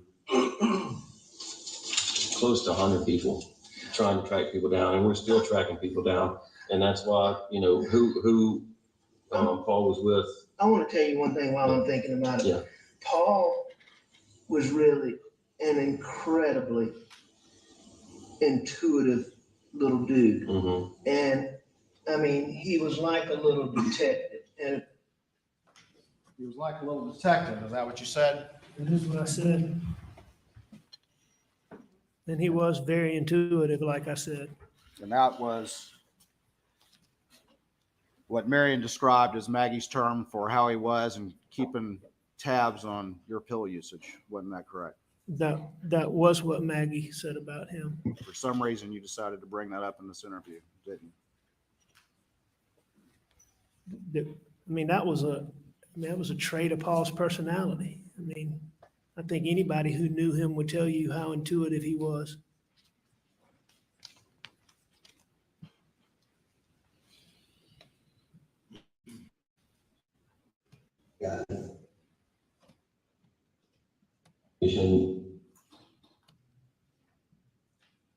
Going through hours of videos that were. All right. For the record, I'm at 4630. Going on collected. well, thank y'all Yeah. very much. So Mr. Allen. You don't have to call me miss. You just call me Alec. Thank you for that courtesy. When you and Paul got back in the house, Miss Maggie's there, and y'all eat supper, which has been prepared. And you said you laid down and took a little nap. And when you got up, Maggie and Paul was gone, or did they leave when you laid down? I believe that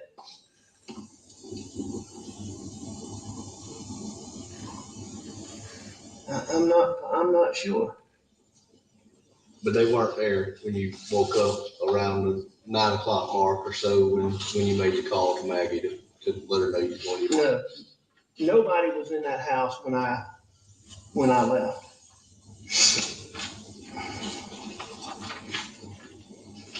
So I'm just trying to narrow that. The last time that you saw Paul and Maggie is when y'all were eating supper. Yes, sir. Okay. Your answer was yes, sir. Is that correct? That's correct.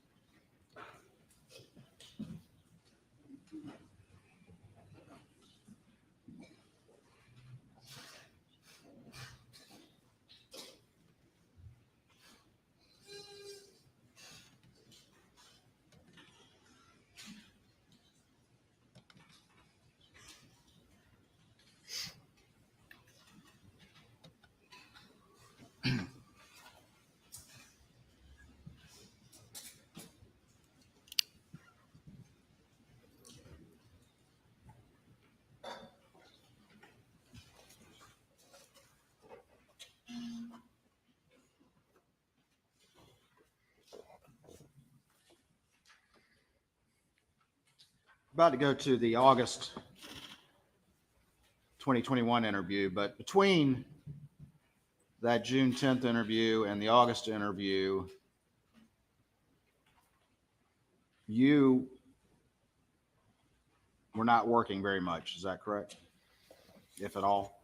No, I definitely wasn't working very much. I think I was working a little bit, but no, not very much at all. Did you go to Johnny Parker to borrow $250,000 in order to cover the Ferris fees? I did. You did? I did. Did you tell him what that was for? No, I did not tell him what that was for.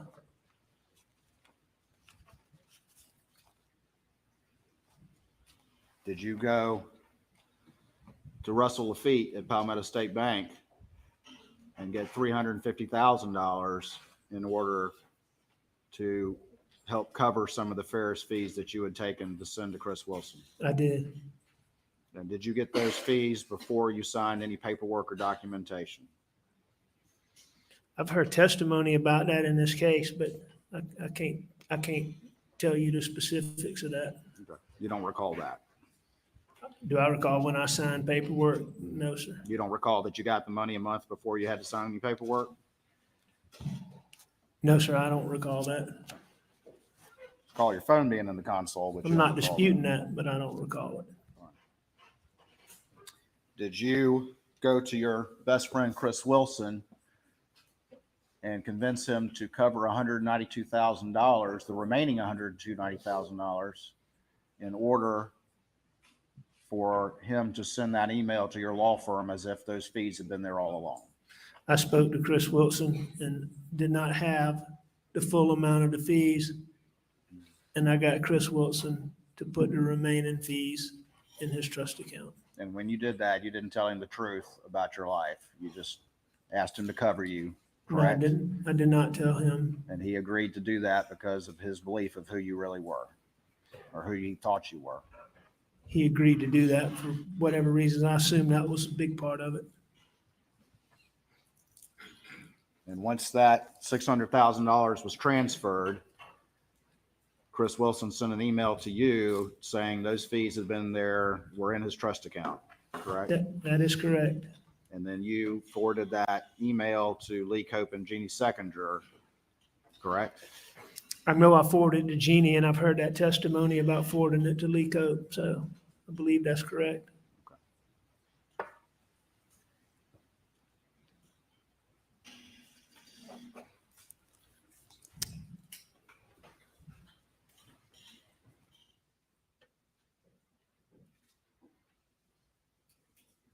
Why'd you not get it all from PSB? Because at that time, there were limitations on how much I could borrow because Mags was passed. And so I was limited. I couldn't get a loan against Moselle and had to get a loan against Palmetto State. Against Edisto.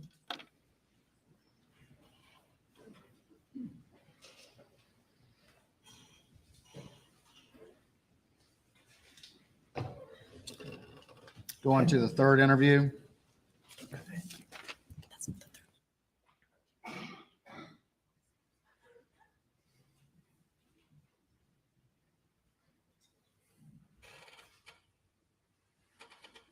All right, I'm going to go to 1745.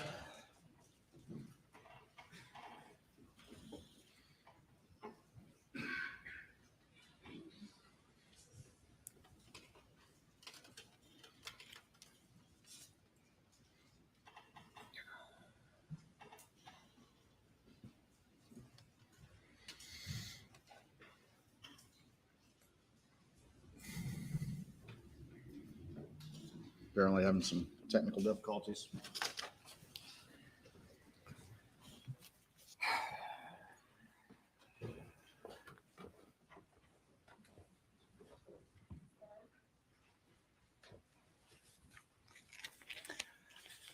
Jury's saying this, so again, you repeated the same lies over and over again, I did.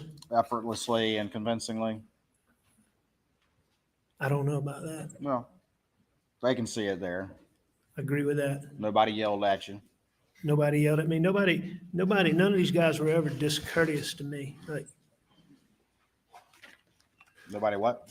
I said, none of those guys were ever discourteous to me. You made a comment earlier that David Owens was mean or something about being mean, and he was never mean to me. All right.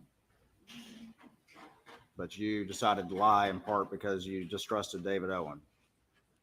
I distrusted SLED in general, and I particularly distrusted who I thought was David Owen at the time. Okay. Who turned out not to be David Owen. So wait a minute, I want to be clear. You're saying now you thought that this was some David Owen that had something to do with Greg Alexander 10 years ago. No, sir. And I'm not saying that now. I've said that all along. Uh-huh. The person that I saw and watched in Greg Alexander's trial that was clear to me was just, it was terrible what they did to Greg Alexander. And the person at SLED who was responsible for that was a guy named David. All right, and I'm not even getting into his last name. I thought that David Owens that night was that guy.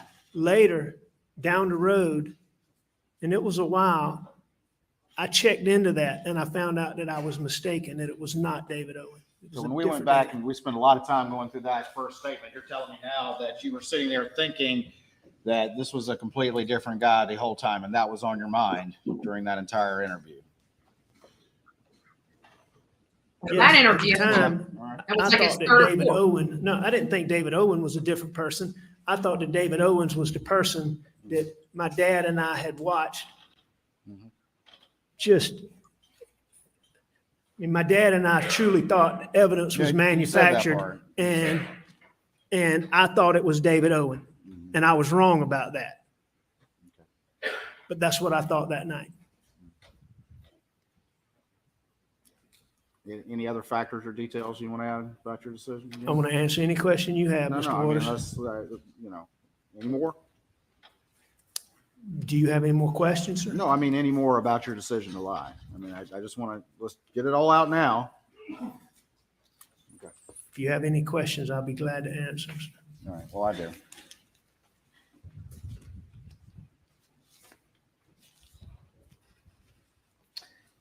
Tell me about the replacement blackout.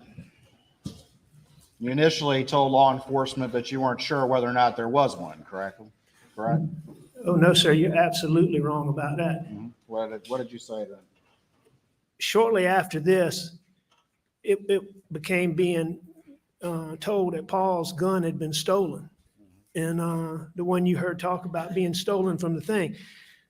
And I'm not sure how I learned this, but I learned that somebody, I believe SLED had gone to John Bedingfield, who made those guns, and could only find paperwork for 2 blackouts, one of which they were saying was stolen in 17. And that's what they were telling me.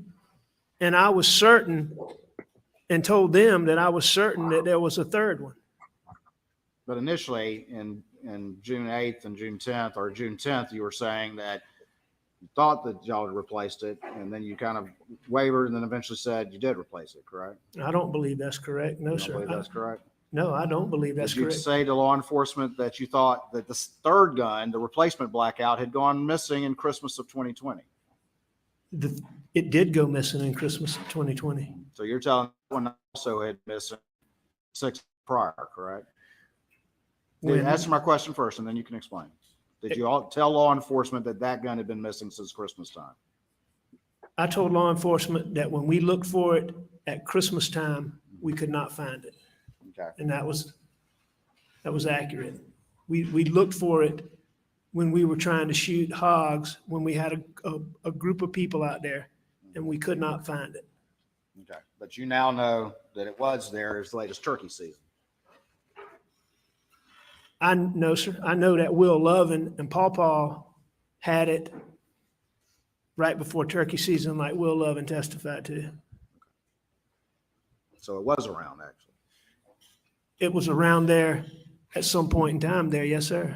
So you're saying it got stolen a second time, or you just don't know? No, I'm not. The 12-year-old stole it a second time? I never said a 12-year-old stole any gun, Mr. Sorry, the Waters. 5'2" people stole it a second time? I don't know that it was stolen. I just know that when we looked for it at Christmas time, we couldn't find it. And I know this, I know that I hadn't seen that gun in a long time. I've heard the testimony that people who were at my house using guns and hunting with us all the time, Rogan, Buster, they didn't, I can't remember about Buster, but there were several people who didn't even know that gun had been replaced. So that tells me that that gun did not stay where our regular guns were. And I know that I didn't see it there. And that tells me that they didn't see it there. Of course you didn't see it there because it's got to be missing, correct, Mr. Murdaugh? Ask that Yeah, question one more again. circumstance for your latest story to work is that it's got to be missing as well. It was when you told law enforcement it was missing at Christmas time. Now we've had testimony at this trial, and now you're still claiming that you never saw it. It must have been kept somewhere else. Where else would it have been kept? It could have been kept anywhere, Mr. Waters, the way Paul did guns, the way guns were handled around there. I was terrible about that. You're terrible about that.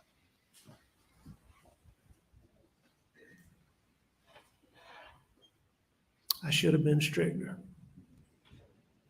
But you know that that third gun was fired right outside the gunroom door in turkey season of 2021, correct? I know that now, based on what Will Lovin said. And you know it was also fired across the street at y'all's shooting house around that same time, don't you?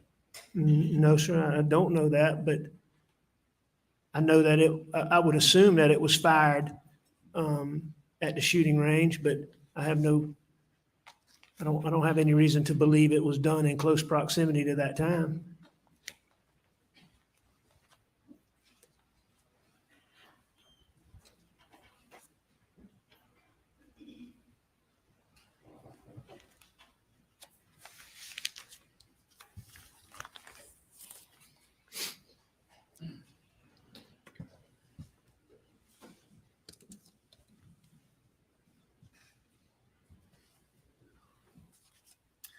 A few months go by, a couple months go by, and you get confronted about your thefts from the law firm, correct? September of 21. And unlike June the 7th, when Jeannie confronted you, this time they had unassailable evidence, correct? Yeah, that's correct. I mean, they had, No wiggling out of this one, correct? I didn't try to wiggle out of this one. Well, you've been wiggling before, though, right? You wiggled when you stole your brother's money twice, correct? Well, I admit almost all of these things, Mr. Waters, but that's one of the things that I take dispute with, Which one? that I stole that money that you're referring to. You're going to dispute that? Let's hear about that then. Tell me why you dispute cashing that check twice. I don't dispute cashing that check twice. But you're going to tell this jury that you accidentally didn't realize that you were supposed to be receiving some $125,000 check, or $120 however $1,000 check, 2 times. What How I'm many telling you, $120,000 checks do you receive? I got that check, and this is several months after. I mean, you can look at my finances and you can see how I was doing. I didn't balance a checkbook. But the fact of the matter is, when I got that check, I asked about it. And I was told mistakenly that it was for me, that I had participated in that year-end thing, which I did sometimes, not often, but sometimes. Apparently, a new check got cashed. I cashed that check. Then a year later, Yeah, where did you keep that one for a year? I don't know where it was. It was obviously in my desk. But Mr. Waters, So you found it in your desk. no, I didn't find it. Well, you say it was obviously in your desk. So you remember that? You remember finding it in your desk? No, I remember when we, Did you go to finance and say, I just found this year-old check? Is this right? no, No, you took it to the bank, didn't you? no, sir, I didn't. Not allowing Mr. Murdaugh to answer the question. So when this came up, when this came up, that check got cashed. There's no way that I can have a check in our law firm with the way accounting is, and that I can cash a check twice and think that's impossible. So to cash a check that's already been checked, there's no question it's going to throw that off. what happened is I had we used to get a rent check, we get little checks, I'd have checks, and they pile up, the small checks. That check got mixed in and it got sent to the bank and it got deposited. Keep going. And that was a year after. Okay. But I do dispute that I stole that money. That money. All right. Well, I mean, you brought it up. So any of the other money you dispute stealing? No, sir, you brought it up. I was just telling you that that was the one I disputed. All right. And you heard Ronnie Crosby and Mark Ball testify about that, correct? I heard Ronnie and Mark testify about what they thought about it. Yes, sir. All right.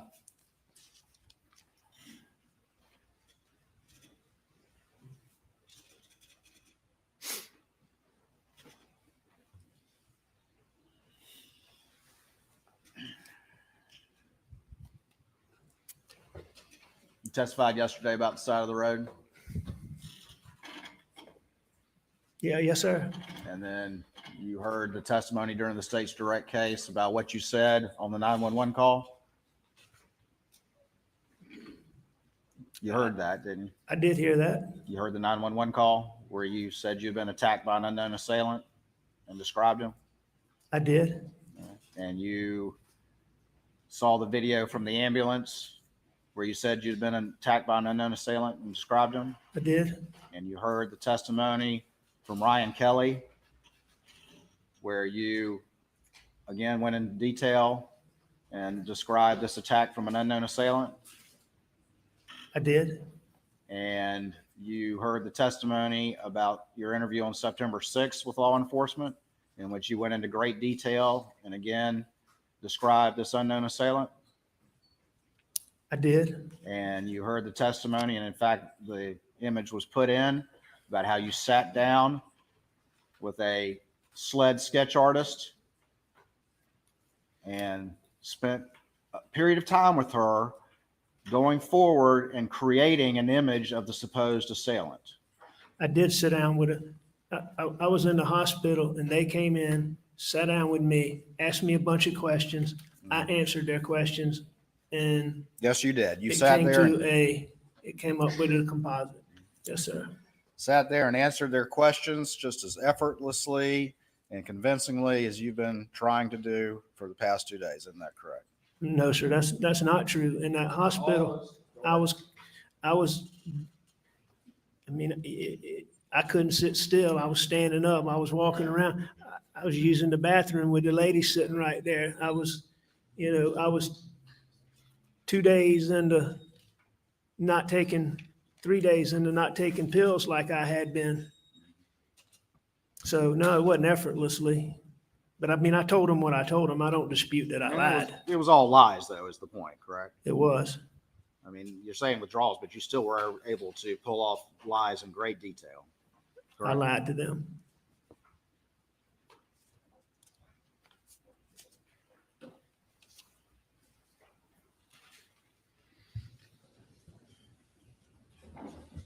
And the lie that you told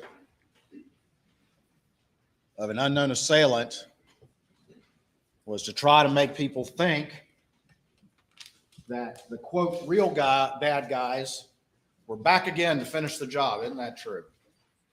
No, sir, that's not true. That's not the effect that you intended that story to have?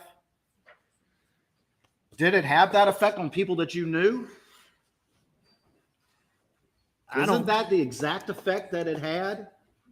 I don't think there's many people that believe that. No, sir. I know the people that were, the people that were closest to me didn't believe that. So, no, When sir. accountability is at your door, Mr. Murdaugh, bad things happen. Isn't that true? When accountability is After at my your life- doorstep, Go ahead. bad things happen. What do you mean by bad things? June 7th happened. September 4th happened. I don't believe that June the 7th happened because accountability issues were at my doorstep. Now, I do believe in September that I tried to get a man to help me kill myself because issues were at my doorstep. Every time, or I'm sorry, for the first time in your life of privilege and prominence and wealth, when you were facing accountability, each time suddenly you became a victim and everyone ran to your aid. Isn't that true?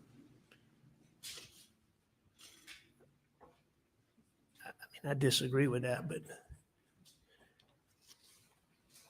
I mean, what you're Shame for you is an extraordinary provocation. Isn't that true, Mr. Murdaugh? Hang on, let me just finish this. You seem to be implying 2 dates, June the 7th and September, and talking about accountability issues. And I mean, to me, those two things are totally different.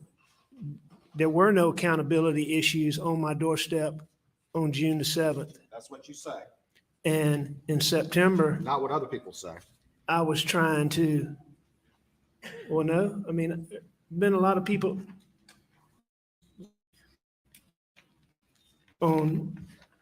in September, that wasn't designed to gain me empathy. That was designed for me not to be here because I didn't want my son to have to deal with the wake of the things that I had done. But that's not the story you told. The story that came out of your mouth right away was the story of you getting attacked by some unknown assailant while you were trying to change a tire and run flats. Well, That's the story that you told. that is the story I told, but that's because the man who shot me did not shoot me that day as I intended. And I had to have a story as to how I got shot. So I lied. So you lied. And you're saying that people in your family and your friends didn't instantly believe that whoever these 12-year-old marauders were back to finish the job. You keep using And the it term happened just 12-year-old 2 hours marauders. after you'd been confronted by Chris Wilson. I think probably some people may have thought that when it first happened, but I think like Randy, Ronnie, Mark, those guys, I think they knew very quickly that this was not, I think they knew this was something that I'd done.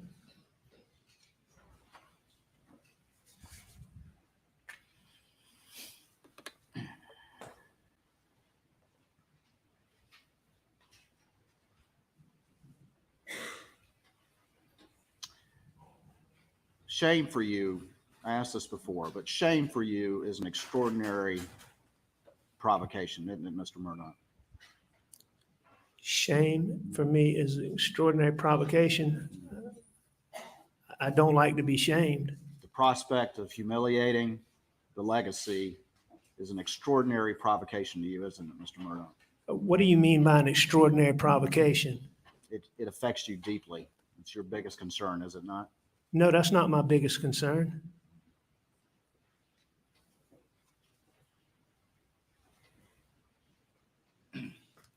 You're a middle-aged man like me. I'm 54 years old. I'm not sure. You look like you're in better shape than me, so I don't know. I was actually a couple of years behind you in law school, but we never knew each other, did we? I never knew you, no, sir. Had a very successful career up until this point. You know, Simple question. and the answer to that is no, Mr. Waters. I was an addict for more than 20 years. All right, so making millions of dollars over a decade is not having a successful career. Is that what you're going to tell the jury? No, that's not a successful career. When you Okay, well, let me put it no, like this. hang on. Let me just. All right, go put ahead. this- You know, it may have been what you perceive as a successful career, but, you know, I was the one who was fighting that. You don't have a very high self-esteem when you're an addict. So I don't deem myself a success. Would you agree that at least outwardly you're perceived as successful?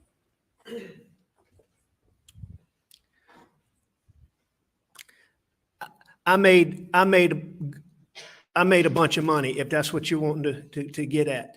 No, I'm actually asking about the perception. You were perceived as a prominent, I tried to powerful be. lawyer. How I was You perceived. were president I of don't the know. trial I lawyers. sure tried to be.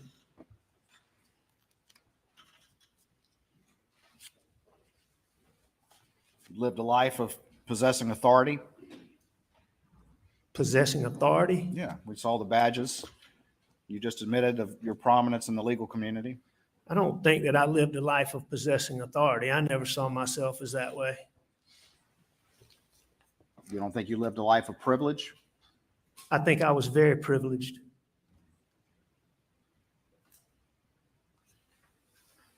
And as we move to June of 2021, you were suffering from a drug addiction.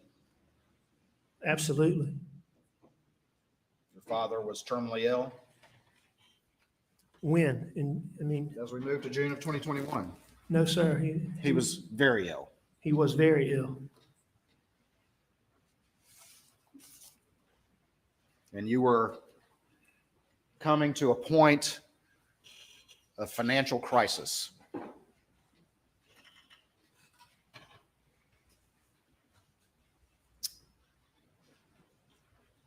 I was having financial issues like I'd had many times in the past. Mr. Murdaugh, are you a family annihilator? A family annihilator? You mean like, did I shoot my wife and my son? Yes. No.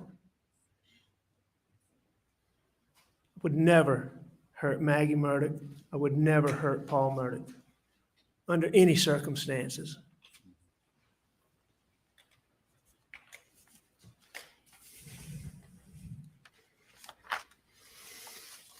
Say that.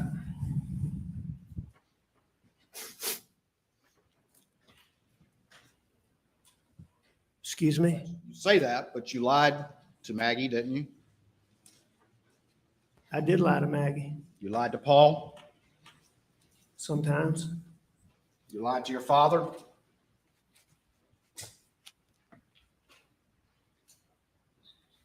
I'm sure I did at some point. Did you tell him all the stuff you'd been up to over the years before he died? No, I didn't tell him. Did you lie to your brothers? About financial things. Yes. I would have lied to Randy at some point, I'm sure. Did you lie to him about the last time you saw your wife and son alive? I did. Did you lie to their wives? I'm sure I did. Did you lie to Marion Proctor? Yes. Did you lie to Bart Proctor?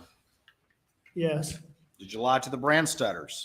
Yes. Did you lie to your best friend, Chris Wilson? Probably.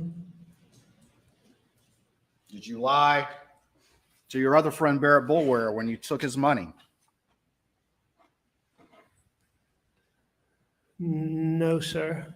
No. I didn't lie like I told you. I didn't lie directly to him. I lied to him by omission, like we talked about him. I didn't talk to him. I didn't see him at that time. Did you lie to your law partners? I did. Did you lie to them about the kennels? Some of them. Did you lie to Mark Ball? Yeah, I believe, based on what Mark said, I believe I did. Did you lie to Ronnie Crosby? According to what he said, I believe I did. Did you lie to Johnny Parker? I don't believe I ever discussed that with Johnny. Did you lie to him about the finances when you borrowed that money in July of 2021? Who I hasn't don't know even? if I lied to him about. I don't think Johnny asked me. I don't think I had to lie to Johnny about that. So I don't know. Did you lie? Well, you certainly didn't disclose to him the truth when you borrowed that $250,000, did you? I did not tell him what I was going to use it for. I mean, didn't we have say before that not telling the whole truth is the same as telling a lie? Sure it is. You don't think that's a lie, though? I'm just saying, Mr. Waters, I'm not taking issue with that, but I don't even know that Johnny and I mean, Johnny had loaned me money numerous times. It wasn't any long sit-down discussion where Johnny wanted to know exactly what I was doing with it. That conversation would have been, I needed it. Johnny was always willing to help me, and that would have been the conversation. So on that specific event, did I lie to him? I don't know. Yeah, and he ended up being out $477,000, didn't he? He ended up being out a lot of money. And thank you for your qualifications as to that. Did you lie to Lee Cope? I don't know. I don't know if Lee Cope was around when I said that or not. Did you lie to Danny Henderson? I did lie to Danny. Did you lie to Jeannie Seconder? About finances, yes, I did. You didn't ever talk to her about the kennels? No, I wouldn't think so. Did you lie to Annette Griswold? I did. Did you lie to Christy Gerald, your other secretary or paralegal? I don't believe she and I discussed. I would have at some point, I'm sure. Did you lie to Michael Gunn? I'm sure I did at some point, but I mean, Michael wasn't involved in any of this, so I don't know that any of this ever came up with Michael. Did you lie to your clients? Did you lie to Pamela Pinckney? I did. Natasha Thomas? I don't know that I dealt with Natasha, but I certainly lied about that. Hakeem Pinckney? Again, I don't know that I talked to Hakeem, but I certainly lied about that. Arthur Badger? I did. The Plyler girls? I'm not sure that I talked specifically to them, but I lied about that. Dion Martin? I lied to Dion. Johnny Bush? Yes. Manuel Cristiani? I didn't have any conversations with him, but I certainly lied about it. Jamie and Risher? Yes. Randy Drawdy? Yes. Jordan Jinks? Yes. Mary Duncan? Yes. Adriana Hay? Yes. Angel Gary? Yes. Christopher Anderson? Yes. Elise Mallory? Yes. Thomas Moore? No. You never lied to him? You just took his money. You never had to actually lie to his face, is what you're saying? He and I never had a conversation, but I did take that. I did take that money. Did you lie to Tony Satterfield just a couple of months before June 7th?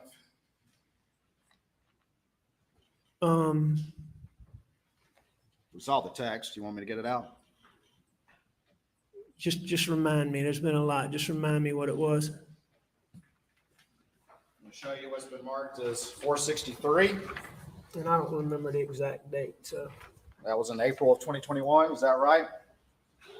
Where you text him and tell him how hard you're working on the case, but in fact you had stolen millions of dollars from him.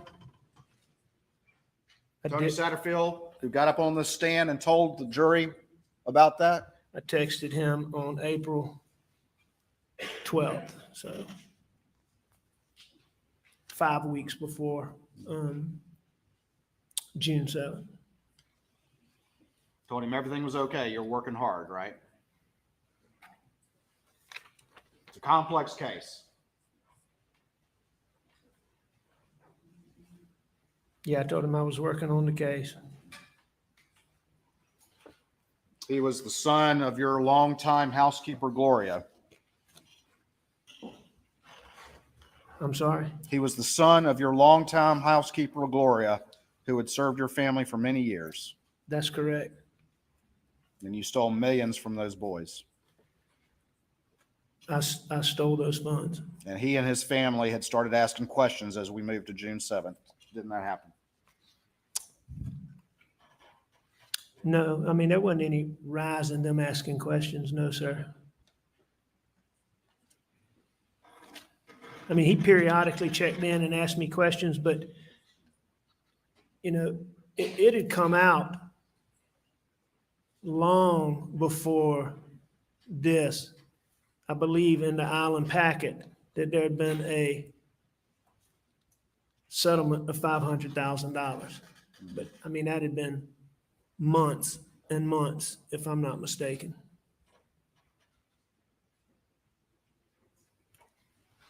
And so I didn't notice any uptick in Tony asking questions, and I don't believe that there was any uptick in Tony asking questions before June the 7th.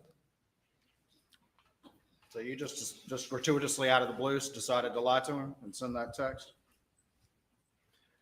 Or were there things going on externally that caused you to need to head him off at the pass before further questions started to be asked about money you couldn't pay back at that point in time? Nah, I don't think there was anything. I mean, on April 21st, I don't know what external factors you're talking about. Do you want to explain that one anymore? Explain what? Whatever you want. I just want to answer your questions, Mr. Waters.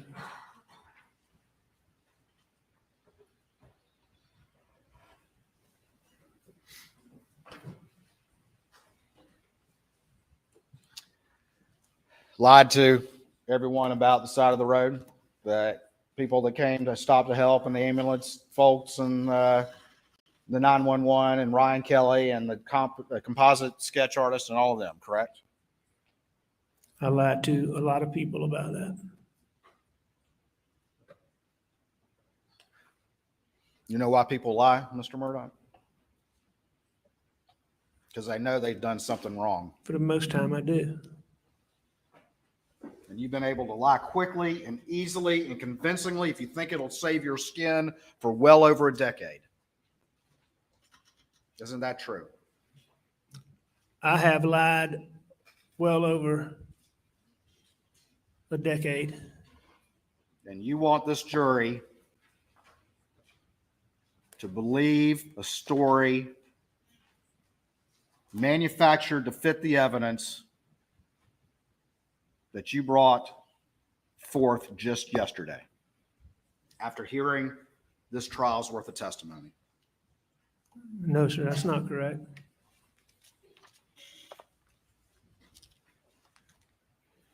Mr. Murdaugh,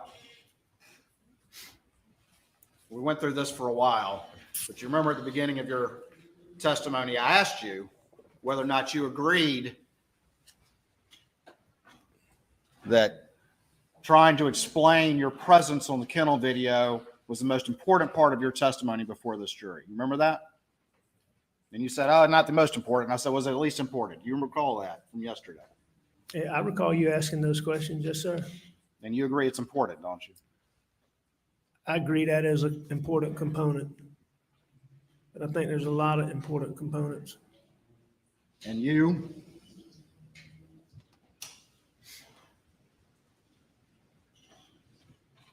testified yesterday and during cross yesterday and cross today. It's kind of evolved on the fact of the factors that led you to decide to lie at some point during that interview with David Owen, correct? I disagree with that. No, I don't think those factors have evolved. I mean, you've asked some more specific questions, but those factors are still the same factors. You may have asked questions and gained a little more detail, but those factors haven't changed. But it was the dope paranoia. It was the fact that the deputy took your GSR. It was the fact that your law partners and Greg Alexander and the sheriff were telling you you needed to have a lawyer before you talked to police. It was the factor that you got in the car with Dave Owen and thought he was somebody else from some case 10 years ago, correct? That believing David Owens was the person involved in the case that I talked about was one of the factors that caused me to distrust SLED. All right. And then also you said that they started general. asking you about, in that first interview, about your relationship with Maggie and Paula. And that's one thing you mentioned as well, And correct? that was certainly something that contributed to me having paranoid thinking.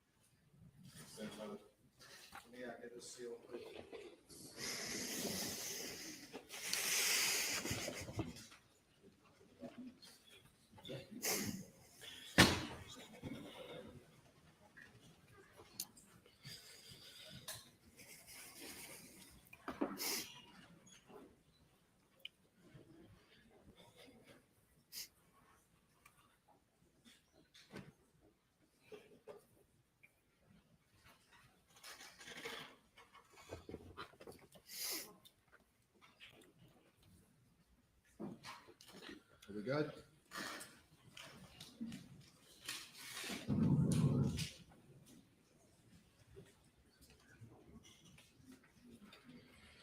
For the record, I'm playing the Daniel Green body cam video, 2026.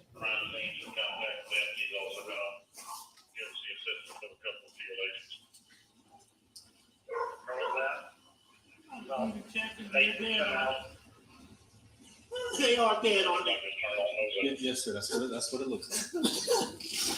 Where are you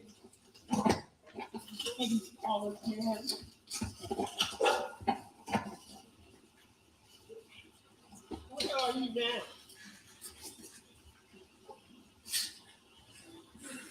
All right. Yeah, the police are here now. The police are here now.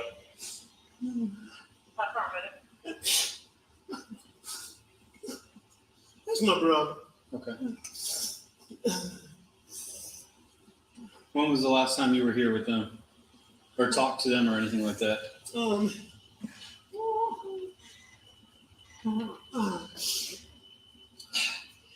It was earlier tonight. I don't know the exact time, but Okay. I left. I was probably gone an hour and a half from my mom's, and I saw them about 45 minutes before that. That was Sergeant Green, correct? Yeah, that was Sergeant Green. And at that point in time, SLED was not there. No one had gotten GSR from you. Your law partners or Sheriff Hill were not there. That's correct. No one had asked you about your relationships. David Owen was not there, That's correct. but you still told the same lie. And all those reasons that you just gave this jury about the most important part of your testimony was a lie too. Isn't that true, Mr. Murdaugh? I disagree with that. Nothing further.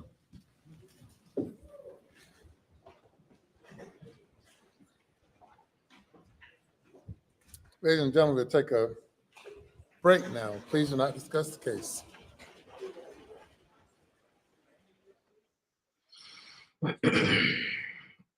I don't know. I just don't think it's going good for him. I really don't. Some people do. I call me crazy, but I'm not exactly sure. Again, nothing has.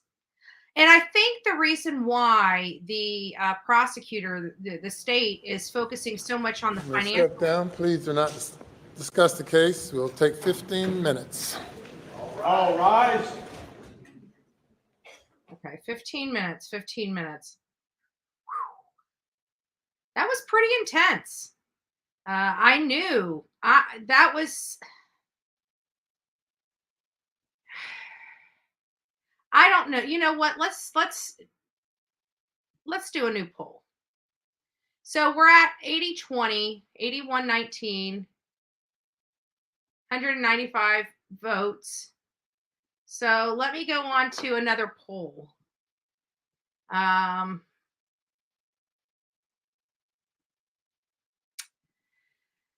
Did AM's testimony? Hold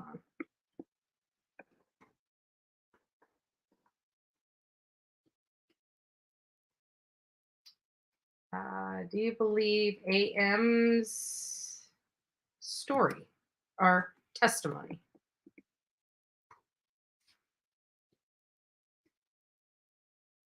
Okay. New poll coming out. We're going to, it says, do you, it just went down. Hold on. Do you believe AM's testimony? That's what it asks. Do you believe AM's testimony? So I'm curious. So if you guys can go and as it pops up, vote, because I'm curious what your thoughts are. And not only that, let me ask you guys this, and you guys can type your little answers into the chat, is do you feel the prosecution proved motive?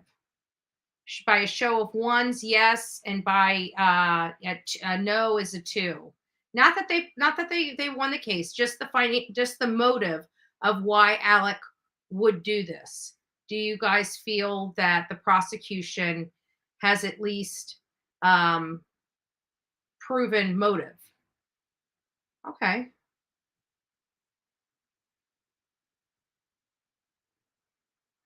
So we got some 2s. It's mixed. It's mixed. Interesting.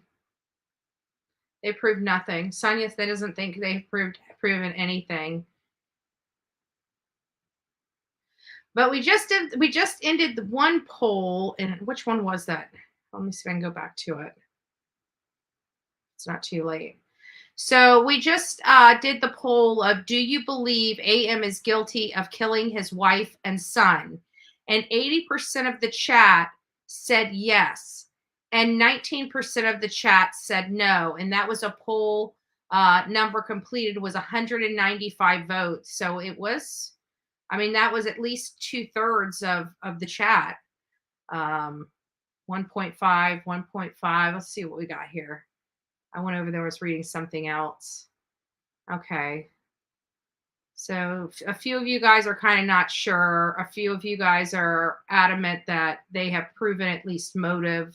And some of you are adamant that they have not proven motive. And if they can't really prove motive, then, you know, that's got to be the crux of the case. If they can't prove motive, how are they going to prove that, you know, the reason he did this? So if they can't prove motive, then, and if the jury doesn't think that they have proven motive, then they're not going to be able to be successful in this.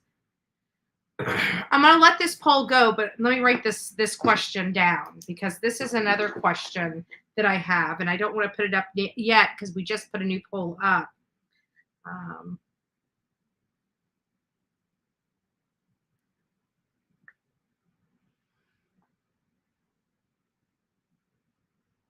And I'm interested in this one, and I hope I don't, because you know, when I start talking, I accidentally, especially when I want to do something, I don't want you guys guessing your answer.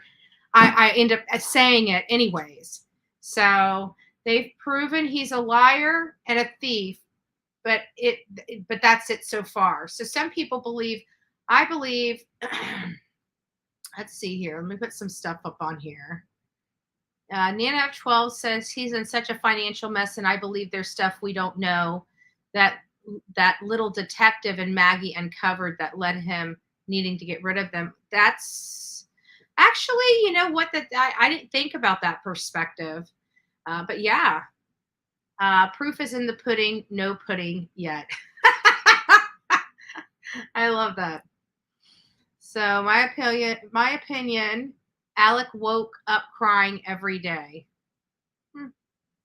They proved he lied, and he also admitted to lies.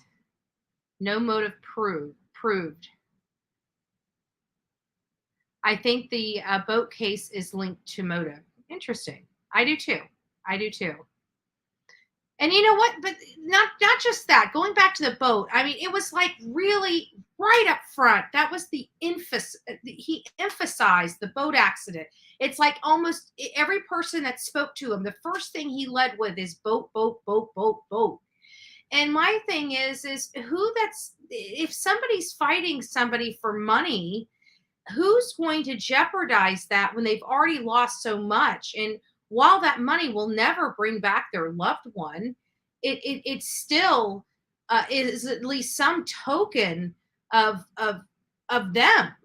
So, and just the fact that, some people just need to pay monetarily. That's the only way that justice can be served. And, it's just he angled right in on that boat. And I would have liked to hear more about whether, because he went into on the boat right away, I would like to hear more about whether any police reports were filed about the harassment and assaults that Paul received. Those. I mean, he's claiming that, but there's nothing to substantiate that or back that up that I've seen. There is too much evidence to show he was the only person there to have done this. And that's what I think that the prosecution has proven myself personally. And then he even admits being there literally minutes before the killing, and then further states nobody else was there. Well, where did somebody come from? I can tell you, I've been at that property. I went through the gates. Where that feed room is a good distance. It's not, you just don't walk in a gate and boom, you're there. I mean, it's, you walk down a driveway and then you have to walk up. It's not a real quick in and out. For those that are here, well, unless I have the video file, I can't put it up without taking this completely down. I don't want to do that.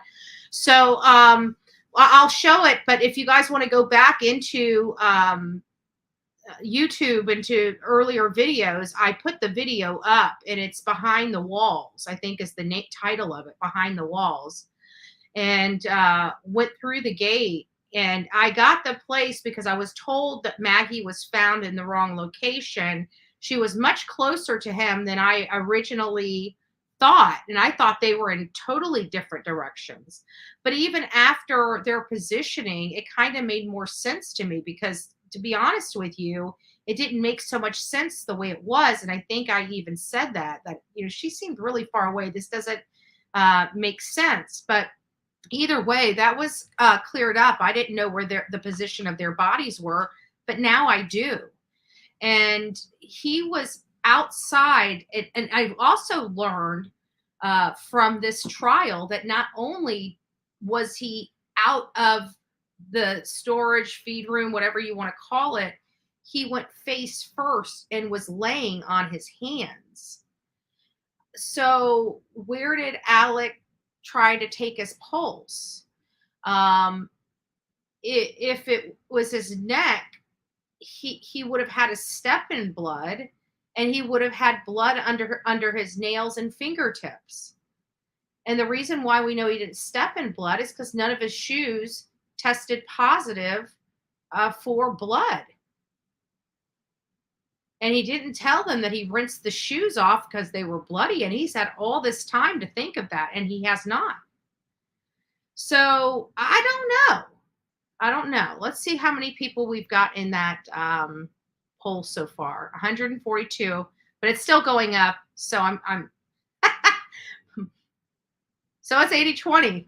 So it's about the same. It's about the same total as to who thought he was guilty or innocent. But yeah, I guess that was, yeah. Oh, well. I'm going to go ahead and close it out. I kind of already asked that question when I asked the other one. So I guess it's kind of the same answer. I didn't think of it like that.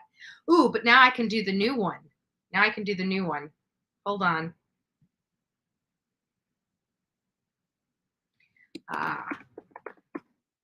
Let's start a new poll.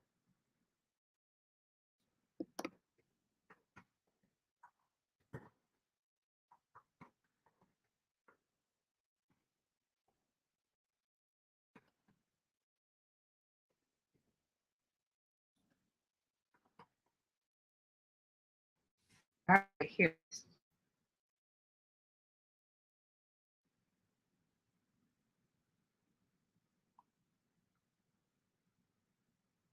There we go. I think that's a good question. because it's not saying that you believe he's innocent or guilty. We're talking about the jury now.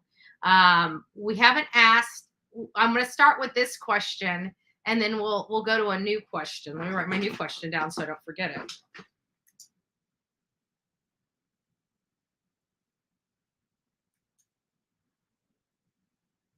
Don't think he meant for them to die, but a hire for kill. Yeah, I've heard that too. That people, somebody they just don't believe he did it himself.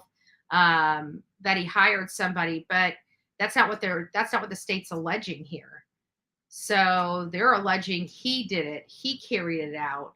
And quite frankly, I haven't heard of any other fourth person outside of the 5'2" figure in the one expert, which I didn't really care too much about. I did like listening to the older man. I mean, I shouldn't say listening to, I learned a lot from him. He just put me to sleep. He was very dry and boring and to listen to, but he was very knowledgeable. And again, I thought it was very clever because the defense put him up there to say how wrong they did the processing of the crime scene. But then when they cross-examined the witness, they were asking him stuff like, do you I can't remember. What is it? What did he say? Do you remember, or did you find anything wrong with the report? Did you agree with their findings? There we go. Agree with their findings. And he kept saying, yes. Yes, I agree with their findings. Yes, I agree with their findings. And it just kind of took away from the fact that the crime scene wasn't done perfectly or pictured perfectly, you know. Wouldn't there have been another phone ping if there was someone else there helping him? Actually, I think that's a good point. And then listen to this. I forgot to bring this up to you. Remember how they kept saying phone service is really horrible out here and the towers and everything? A lot of people have Wi-Fi calling. So when they're in the range of their Wi-Fi signal, even outside the house, it works. And we did hear testimony that there was wireless, there was Wi-Fi inside the home and at the cabin, which is near the kennels. So I would think that maybe the Wi-Fi signal may have picked up someone there if it was like Alec, and we didn't hear that because we heard about this Wi-Fi connection or signal or something in the Idaho 4. I never understood it in the Idaho 4. I kind of heard it going around, but I never quite, understood what that really meant with the Wi-Fi, because I always thought that you had to have the wireless password in order for it to connect to the Wi-Fi, not just any person driving by. The Wi-Fi picks it up and logs it. And that was my understanding from what I heard. I didn't look into it really any further, but me being a mother, I protect my children. So Maggie probably mad at Alec over the boat accident, blaming that she left. That's why she left him. So I feel it's about the boat case. Alex wanted to give Buster assets. That's an interesting point. And we have to think, who would have been the author of her last will and testament? I have to think that he must have, if he planned this, when was her last will and testament updated? I'm curious about that.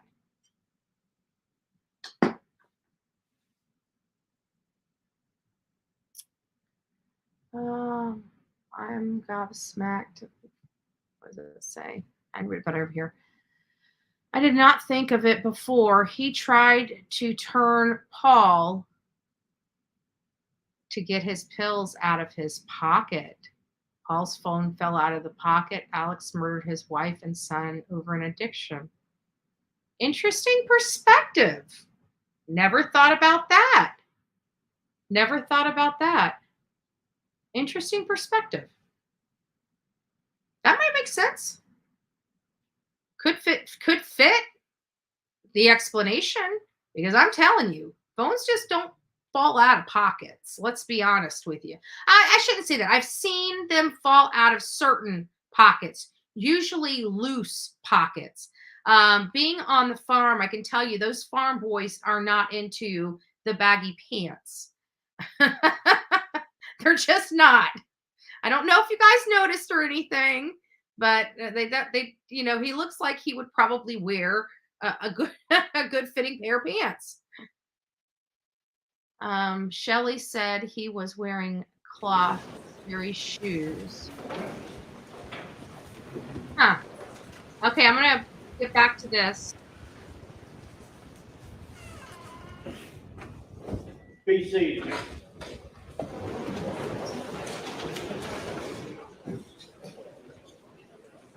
You may bring the jury.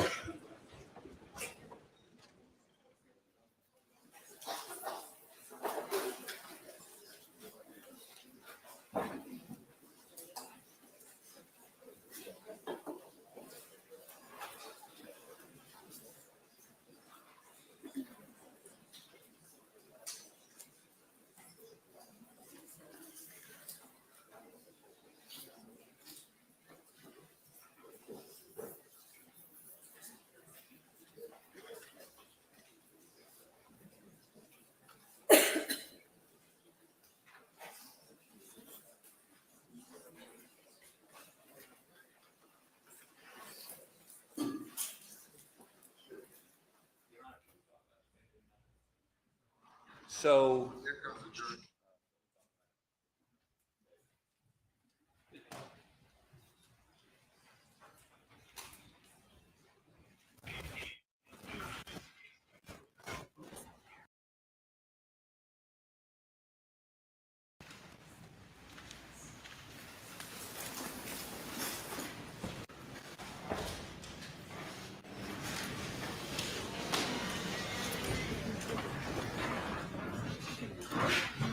Jury is present.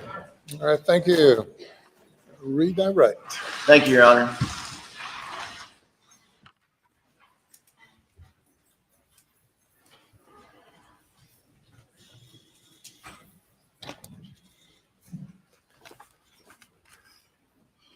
Mr. Murdaugh, we spent a long time yesterday and a fair amount of time today talking financial deeds. Yes, sir. Have you been criminally charged for those financial crimes? I have been. You have pending charges I against do. you. You were asked specifically about $792,000 in Ferris fees that you diverted from the law firm. Do you recall that? Yes, sir. And I think you were asked about an accounting or where that money went, and it went out pretty quickly, roughly. Yes, sir. And you recall testimony that over $500,000 went to Curtis Eddie Smith. Thank you, I do. LaGracie. And what would that have been for? That would have all been for pills. For opioids? Yes, sir. Specifically, all I was taking at that time was oxycodone and OxyContin. And you were an addict, were you not? I am an addict. You are an addict. And did you repeatedly lie to those you love to cover up your addiction? I did. And were you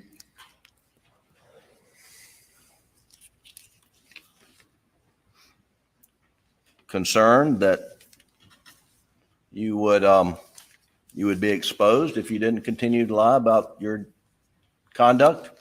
I did.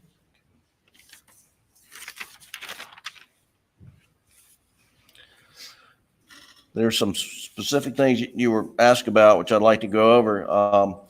One thing you had referred to a text message that you'd seen later on between Maggie and Blanca. Do you recall that? I do. And it's in the evidence as Defendant's Exhibit 54. And Doug, if you could pull that up, please, sir. And if you could highlight the Blanca text.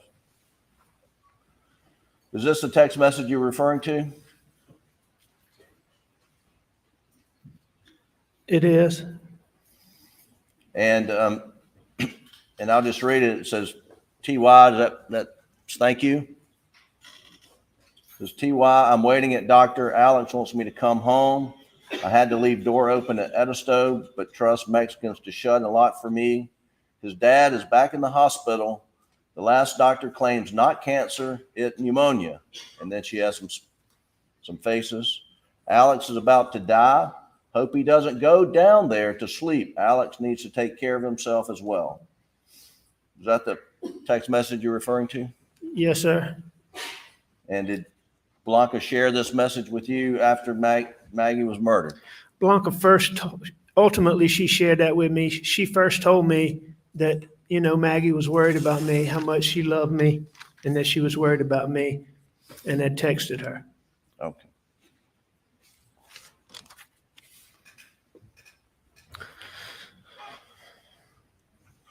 Now you were asked, you can take it down, Doug. You were asked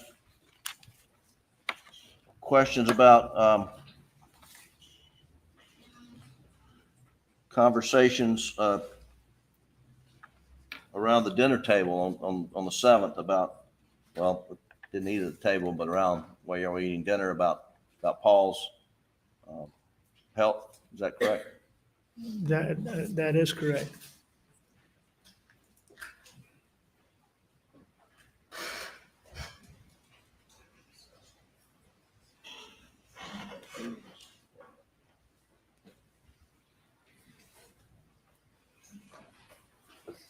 Alec, I'm going to show you two exhibits, defendants 179 and 180, and ask if you can identify these two.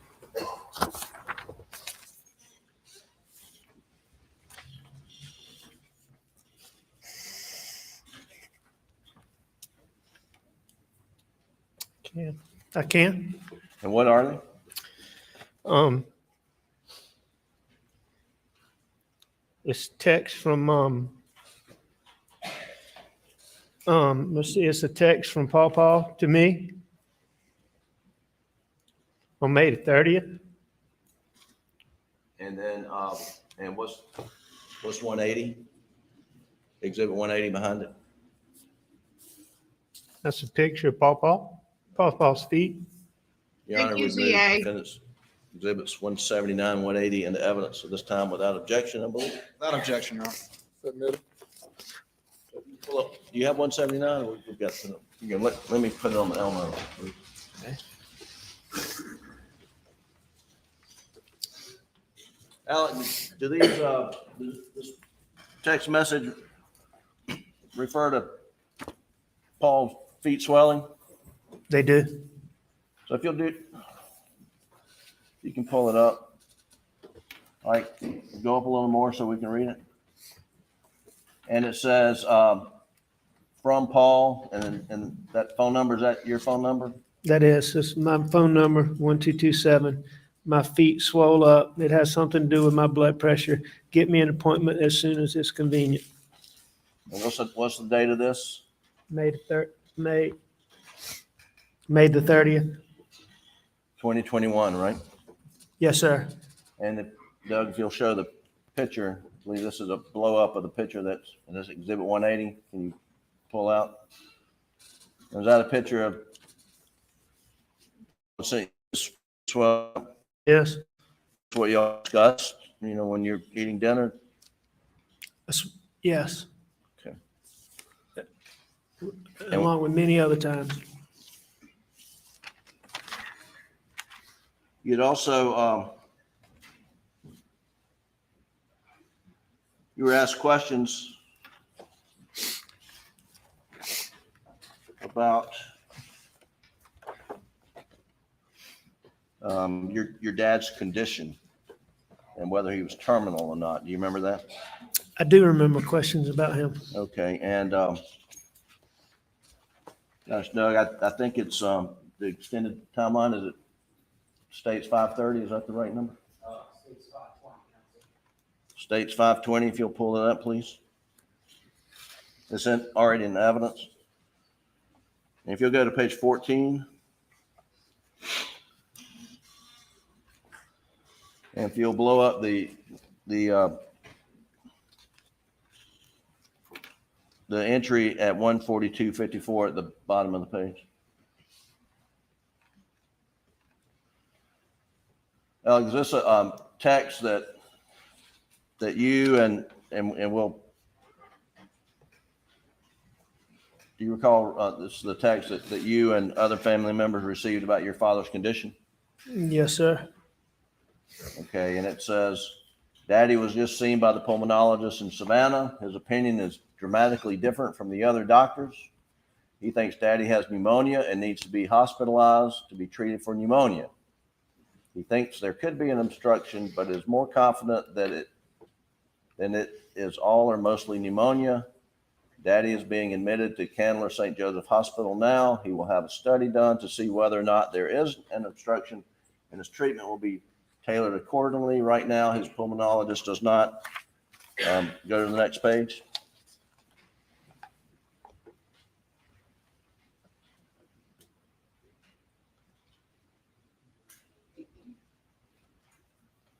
Does not believe that he'll be getting radiation treatment. And in fact, the pulmonologist says that the palliative radiation treatment to try to open the airway is a Hail Mary.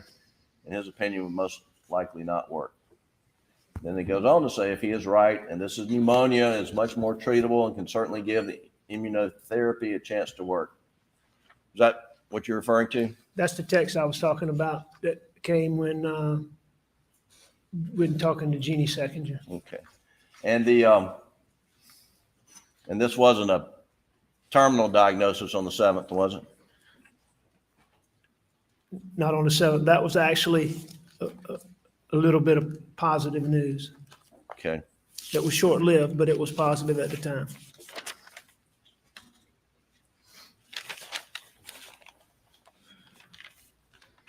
You can take that down for now, Doug.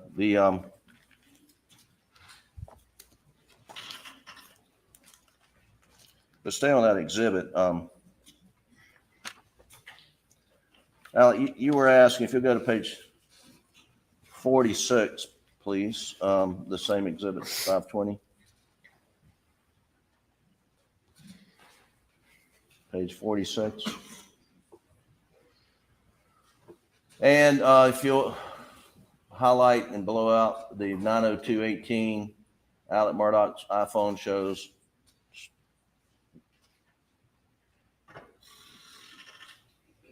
Now, Alec, do you remember being asked about these steps, 283 steps traveled during this period of time? I do. And I think you testified your belief was you're just getting ready to leave to go to your mom's house. Is that right? That's correct. I mean, that would have been the time I was right before I left to go there. And you were, looks like you had made some phone calls during this period of time, correct? Yes, the record show. Alec, did you have Maggie's phone with you at any time between 9:02 and 9:06? I didn't have Maggie's phone with me anytime that night.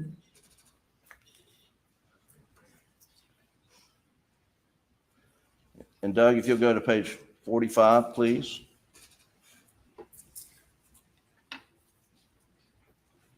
If you go to the entry at 8:53:15 to 8:55:32.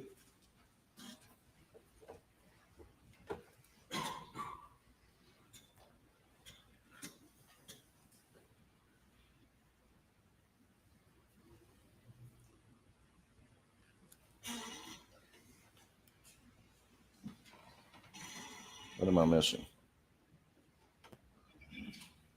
Can you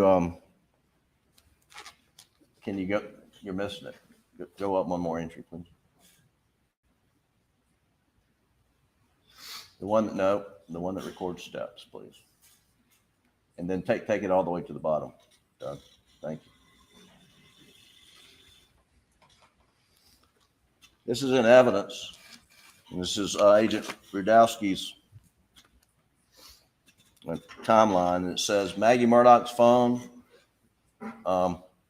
iPhone shows 59 steps traveled between 8:53:15 and 8:55:32. Were you walking with Maggie Murdaugh's phone during that period of time?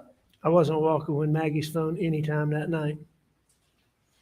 And if you'll look at Agent Rudowski's entries, is there entry of her phone showing steps during any time between 9:02 and 9:06? Do you see any on this page from 8:53 to 8:55? No, sir. If you'll turn the next page, page 46. Going down to your steps. Is there any recording of phone steps, phone recording steps, according to the data we now have for Maggie's phone at any point in time up to 9:02? No, sir.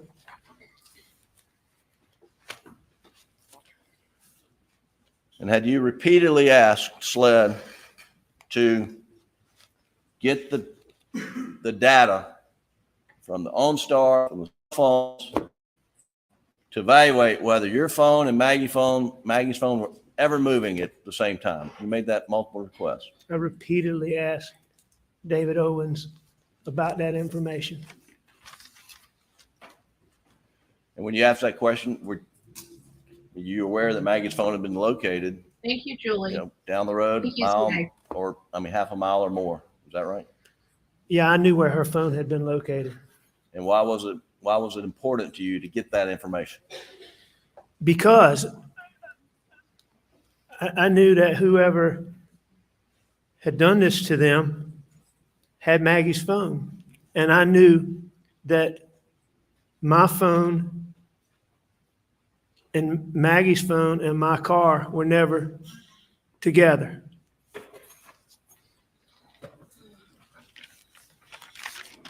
At any point in time. Sure.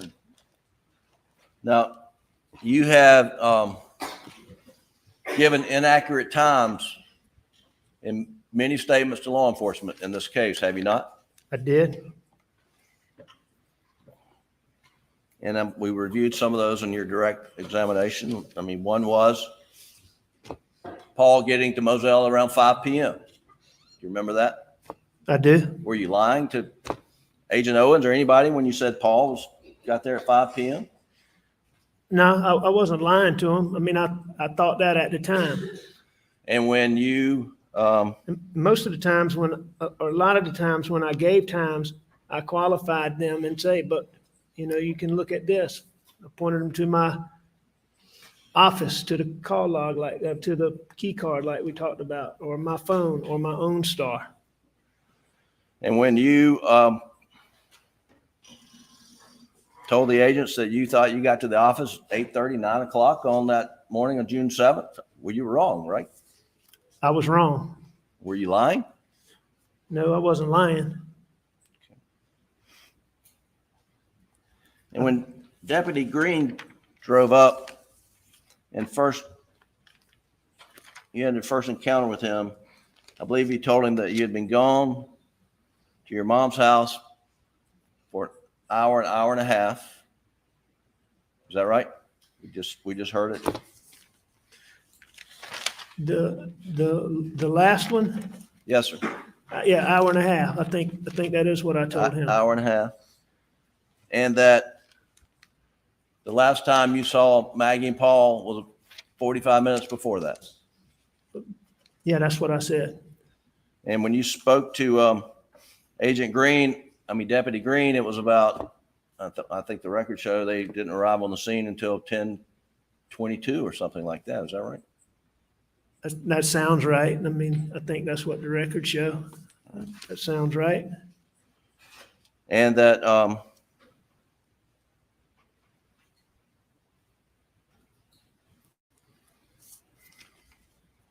were you lying to Deputy Green when you told him what time, how long you thought you'd been at your mother's and the last time you saw Maggie and Paul? No, sir, I wasn't lying to him. Were you trying to mislead him in any way? No, sir, not when Mr. Green got there.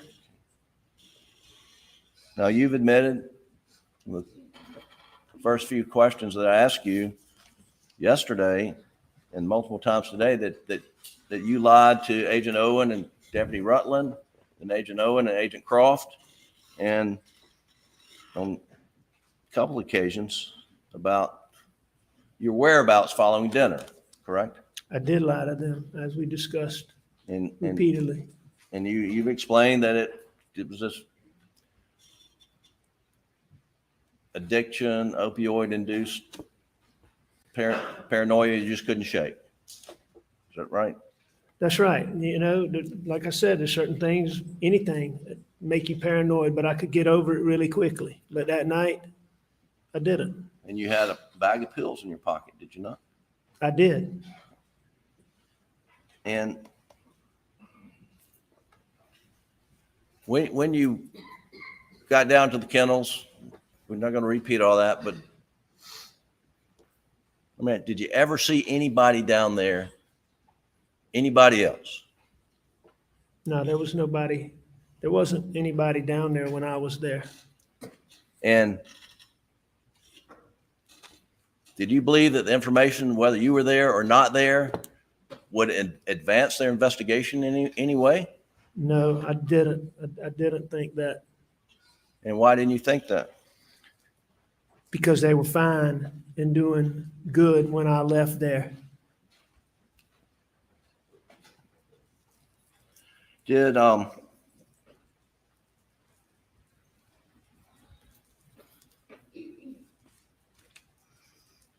the 911 call, do you remember that the call first went to Hampton? I don't remember that, but I know that now. And what we played here in the court in your testimony was the Colleton County handoff. Do you recall that?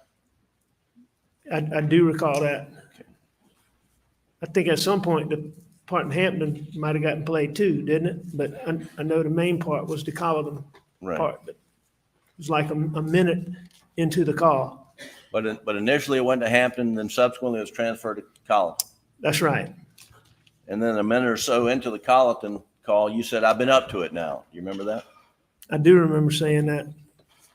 I remember hearing it. I don't remember saying that, but I remember hearing it. Okay. And that's, I mean, that is accurate.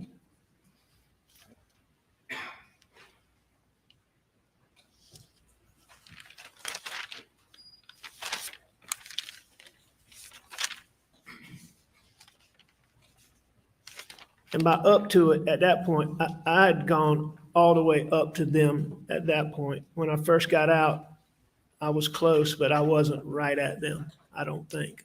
Right.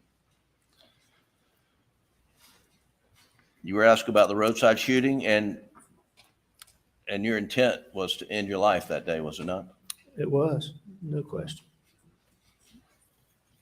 And you were shot but not killed. And then you made up a lie to law enforcement about what happened, right? That's correct. Were you trying to protect Curtis Eddie Smith by doing that? Was I trying to protect Curtis Eddie Smith? Yes. I mean, I don't know exactly. It all had to come together so quick. I don't know that I was trying to protect Curtis Eddie Smith. I may have been, but it was just, you know, I wasn't supposed to be there. And then I was. When you say I wasn't supposed to be there, what do you mean by that? I intended for him to, I mean, I intended to be gone. I intended for him to shoot me, and I intended to be gone. And the one thing, my main concern at that point was that I did not want Buster.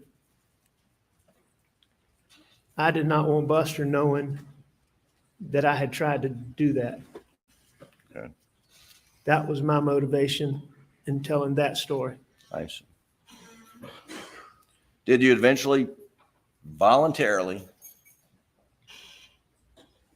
convey to Agent Kelly and others that was a fabrication? I did. After I don't know, a few days in detox when I finally got over those initial, just where I could just function. I think I told you first, then I think I told Buster, then I think I told Randy and John, and y'all arranged either the next day or 2 days later to come, and we called Ryan Kelly.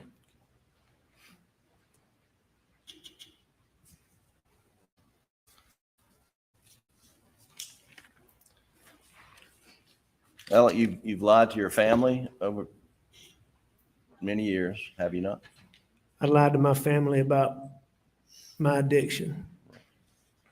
And you hid from them you were stealing client money, did you not? Oh, I never, they didn't know anything about that. And you've lied to your law partners about financial dealings and perhaps your addiction? Yes. And you've lied to law enforcement about not going down to the kennels after dinner, but eating dinner and taking a nap. Did you not? I did.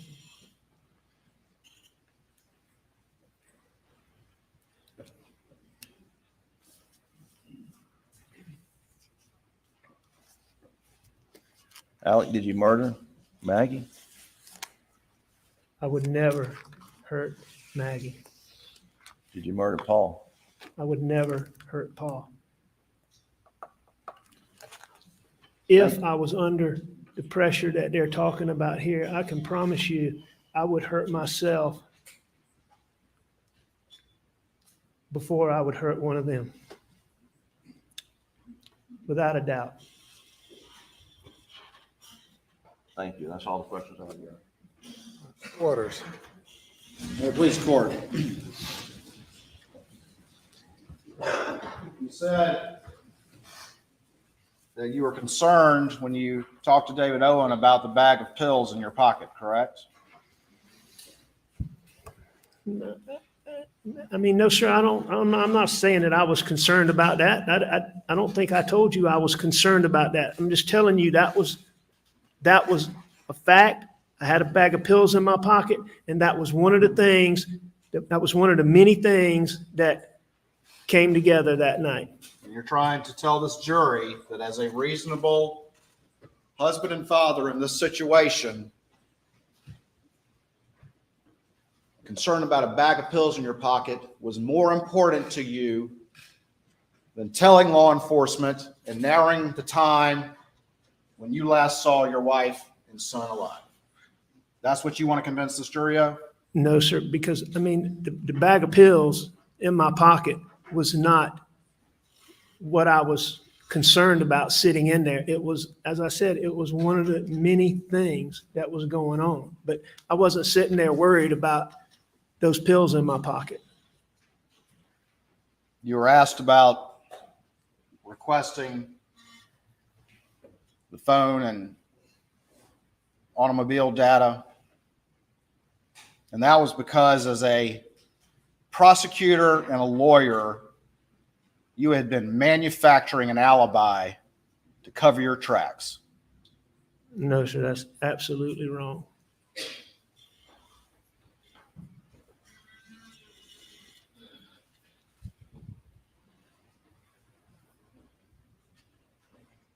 You admit you were wrong about a lot of things in what you told law enforcement about June 7th. Correct? I was wrong about things.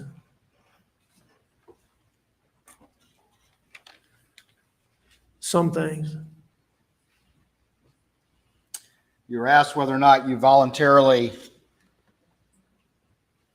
confessed to Agent Kelly, but you only did so after being confronted with undeniable information. Correct?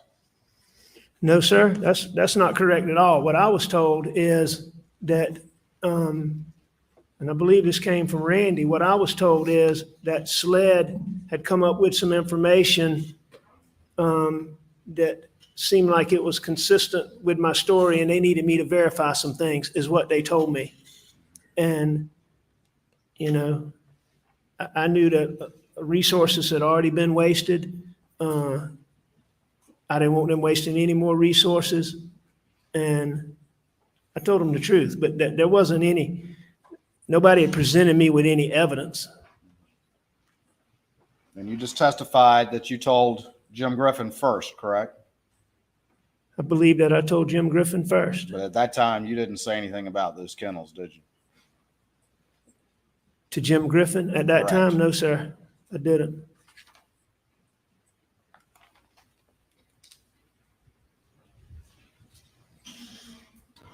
When you testified on direct yesterday and you were asked about leaving the kennels with your new story in light of the evidence that's been presented in this trial, your words were, "I got out of there," correct? I believe that's what I said. Yes, sir. And you also said during your testimony on cross-examination that you hurt the ones you love the most, didn't you? I did say that. Thank you. Nothing further.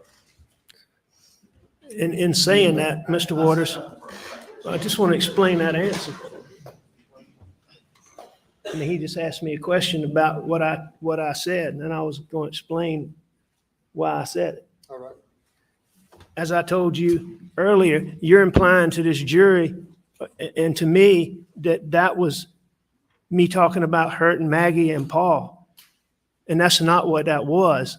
What that was is me saying, I know I hurt my brother, my partners, my clients, many of whom I told you I loved, all of whom I cared for.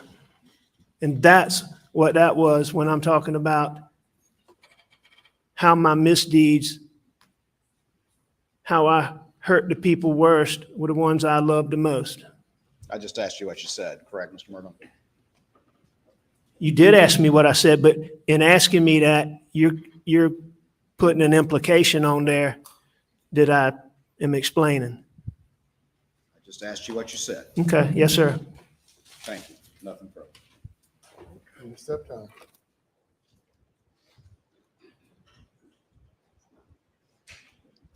That was intense. I don't know how Alec feels. I don't know how we feel. I know that we're I'll stand for a 80-20. moment while counsel approach.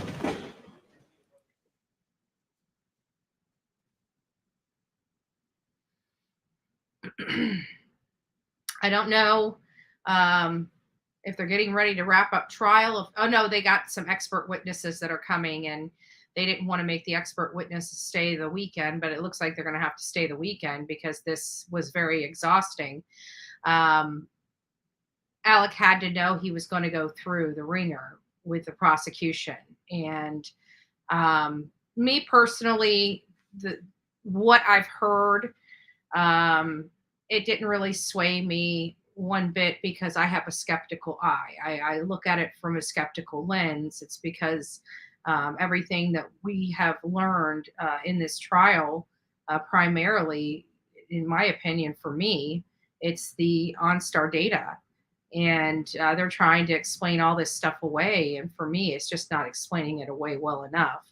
I mean, he just admitted on the stand that he was there literally minutes before his wife and son were brutally murdered and just had no knowledge of it. It had to be somebody else. And if you guys have seen out there, who else could it be? I mean, there's not a home for forever. It's out there in the middle of freaking nowhere. City, please.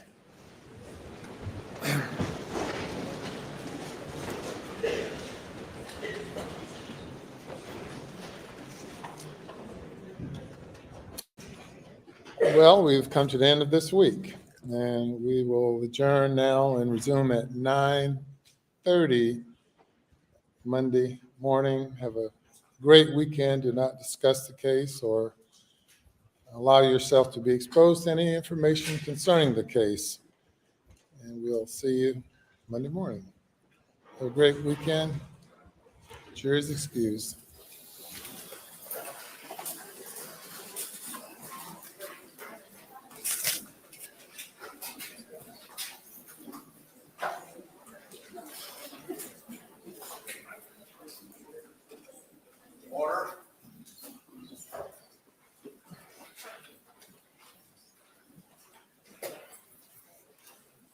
We're just waiting to see if there's any last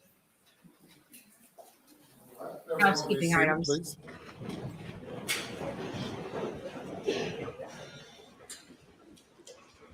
Regarding scheduling, first up Monday morning, Mr. Harpootlian. Your Honor, we anticipate having 4 witnesses on Monday. They would probably average an hour apiece. I would suspect by lunchtime we would be, no? Early afternoon. Early afternoon, I'm told by Mr. Griffin, resting our case. And of course, Mr. Waters indicated he'll have 1 or 2 reply witnesses. Couple right now, Your Honor. Obviously, we need to assess that when they complete their case, but it would not be lengthy. So that begs the question, what day next week do we do argument and charge? Well, it's all unpredictable. As we can see from today, it's pretty unpredictable. I'm guessing. I'd hope Tuesday. I don't think that's going to be, if they have any reply witnesses. Wednesday would be more of a target. I'm just saying a target date that we can begin thinking about in terms of argument and charge.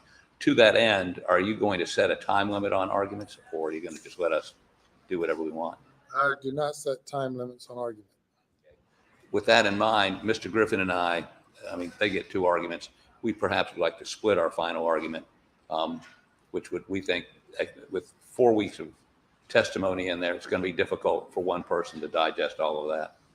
There's no problem with that, is there? All right. I would object to that. I think Your Honor's rules and general practices consistent with one counsel handling argument. Your Honor, I've seen it done both ways, and 4 weeks of testimony, I think it's very difficult for one person. And we only get 1 argument. I've never done it, and I'm not inclined to do it. I'll look it over and consider it, but I'm not inclined to allow the defense to split closing arguments. We would agree to a 2-hour limit. Does that maybe incentivize to look at this? We'll look at it. I'm not inclined to do it. It's unprecedented, as far as I know, in the state of South Carolina, except perhaps where you've been able to convince someone to the contrary. I've actually objected to it when I was on his side of the courtroom. Well, we have some days to think about that. Regarding closing arguments, I think we emailed you all a few days ago concerning any requested charge or charges that you might have. Yes, we'll get those to you this weekend, if that's acceptable. We'll try to do that. Your witnesses, how about Monday night? That's fine. Okay. Anything else before we adjourn? Nothing from the state, Your Honor. Nothing from the defense, Your Honor. Okay, 4:49. We are adjourning for the weekend.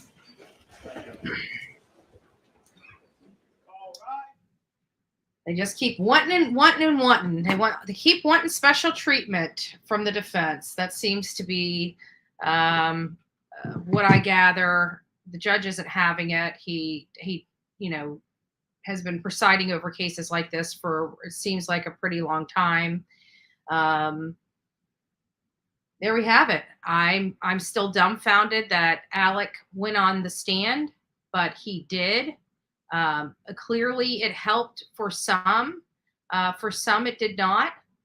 I don't even know, but I have to say, let me see if I can go scroll back through some of the opinions here. We're still working on one now. Do you think that I probably won't be able to go back that far. Yeah, it's not going to let me go back that far. Let me see if I can get another one out. Hold on a second. I want to see if I closed any. I think it won't let me go back to it's. Oh, let me turn this. Did I turn this? Sorry. Turn this off. There we go.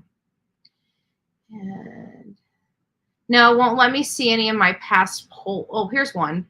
So, do you think that the jury will deadlock?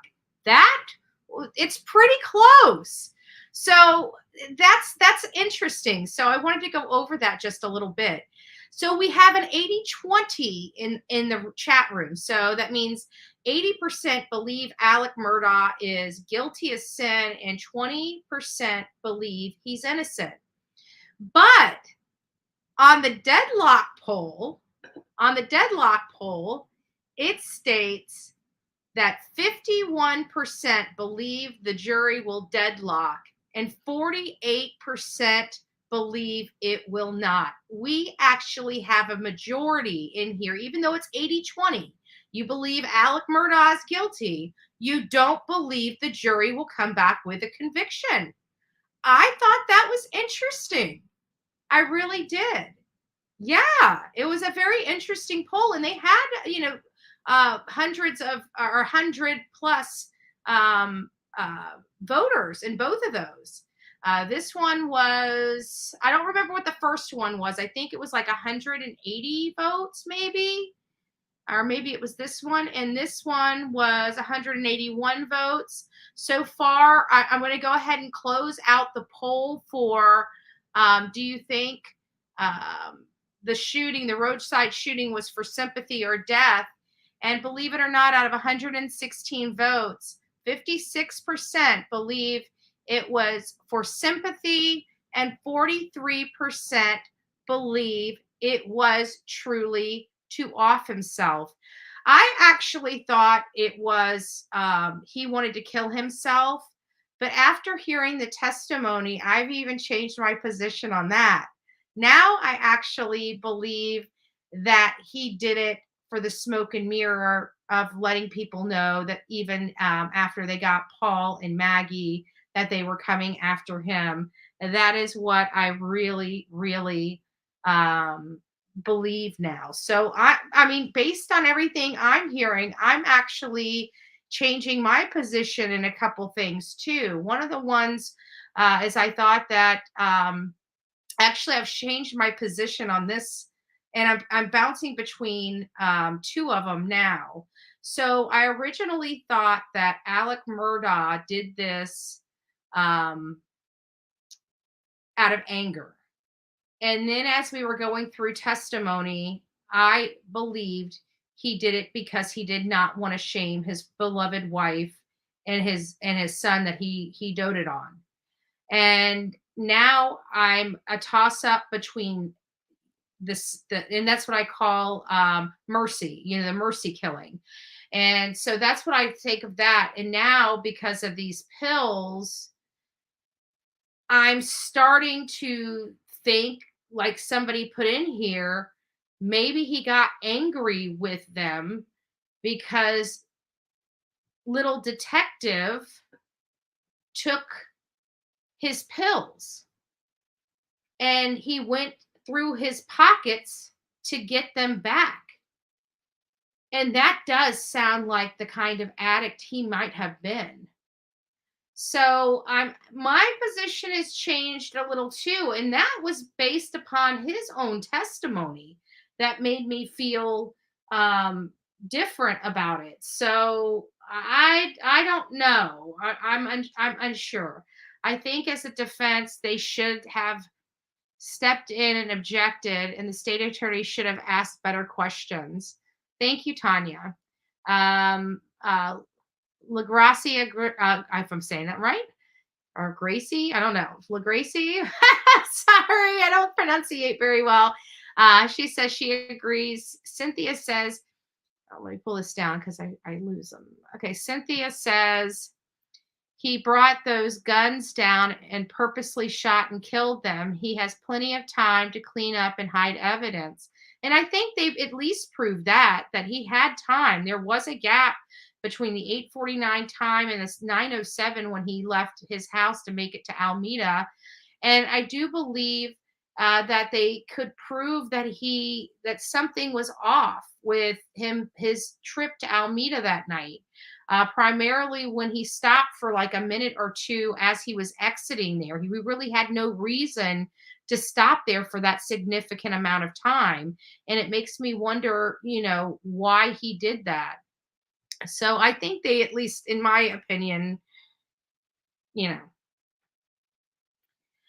all he did was show how much he lied with no real remorse for all of it. Good perspective. He really didn't have a lot of remorse for anything.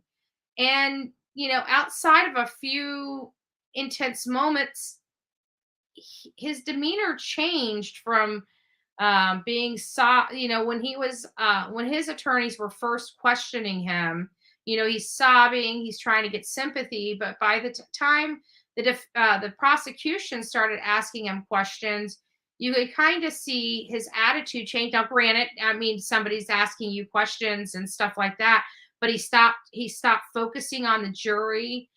He started getting tense. At some points, he kind of got, he was playing stupid, and I don't think that boded very well with the jury. It didn't bode very well with me. I thought it was deflection in some cases. He kept saying, and he kept saying he's trying to show he's not lying, but he kept saying, I'm happy to answer any questions you have. No, you're not. You want to get that over as quickly as possible. You're tired of answering his questions. I know I would be, even if I wasn't guilty at this point. I would be up there. Well, I'm happy to answer any question you have. Maggie knew too much and was going to divorce him, and Paul's case was going to ruin him financially. Yeah, and then you add drugs to it, and somebody that's staying up and rehearsing and talking themselves all the time, in their addiction and stuff. Because when you're in addiction, you're kind of lonely. Even when you're around a bunch of people, you're lonely because nobody understands what you are going through. At least that's what your mind is telling you. And so he's probably going through this and then maybe not sleeping, not taking care of himself, not eating right. Maybe all of those things are starting to add up, and it's really starting to mess with him psychologically. It's not that he would normally do this. It was just that perfect storm. And we talk about that on the Coffee Club a lot. I don't think this was a murder trial at all. All this proves is he was a great liar and addict. Interesting. So some people, and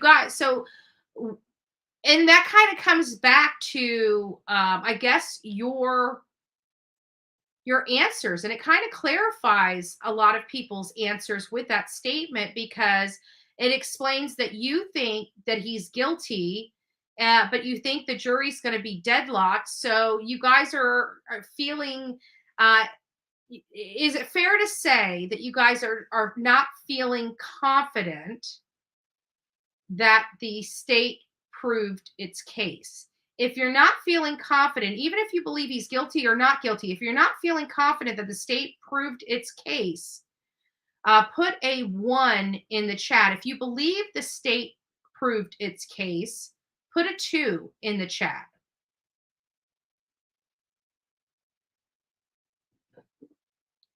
And we'll wait for that. I probably should have done a poll, but polls take too long. Okay, so a lot of people don't believe the state proved its case. Interesting. Interesting. I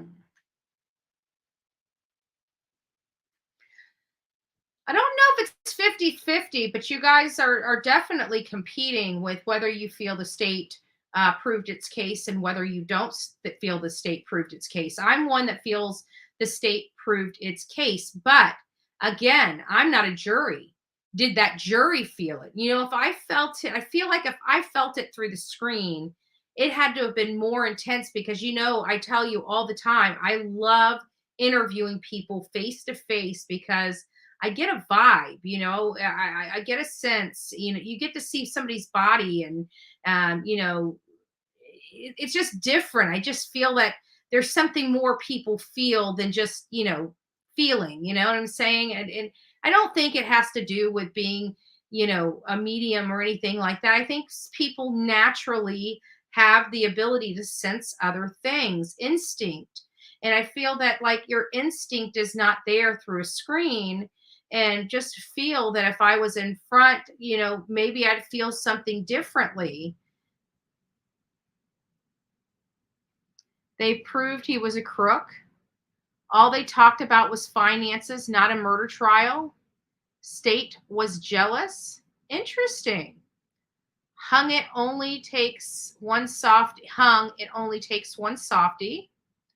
They told the wrong story. I think they spent way too much stuff on the finances, but I think it was because that state attorney wants to catch him in all the financial stuff in case this goes awry. He can slam him more on the financial stuff potentially. And that means if there's not already a plea deal already arranged on the financial stuff and what have you. They talked way too much about financial problems and was not about the murder. I can agree with that. I definitely can agree with that. I think they spent way too much time on it, but I think the point when Alec was on the stand, it was because he was trying to make the jury believe that he was being truthful with them. And I think it was a great point to keep going over one case after another case, after another case, after another case, after another case, where he stood in front of somebody to convince them he was doing the right thing for them while he was stealing all this money right up under their nose. I do think that had an impact on the jury, or at least had to have had an impact on some of the jurors to know that he could look somebody in the eye, some people that have dealt with some of the worst tragedies of their life, and look them in their eye and lie slap to their face, all the while making them feel like he's doing right by them. I thought it was powerful personally. But you know, I'm a person that loves the law. I've dealt with legal cases, and so I hear those things from that lens, whereas you guys hear it from the lens that potentially the jurors are hearing it from. So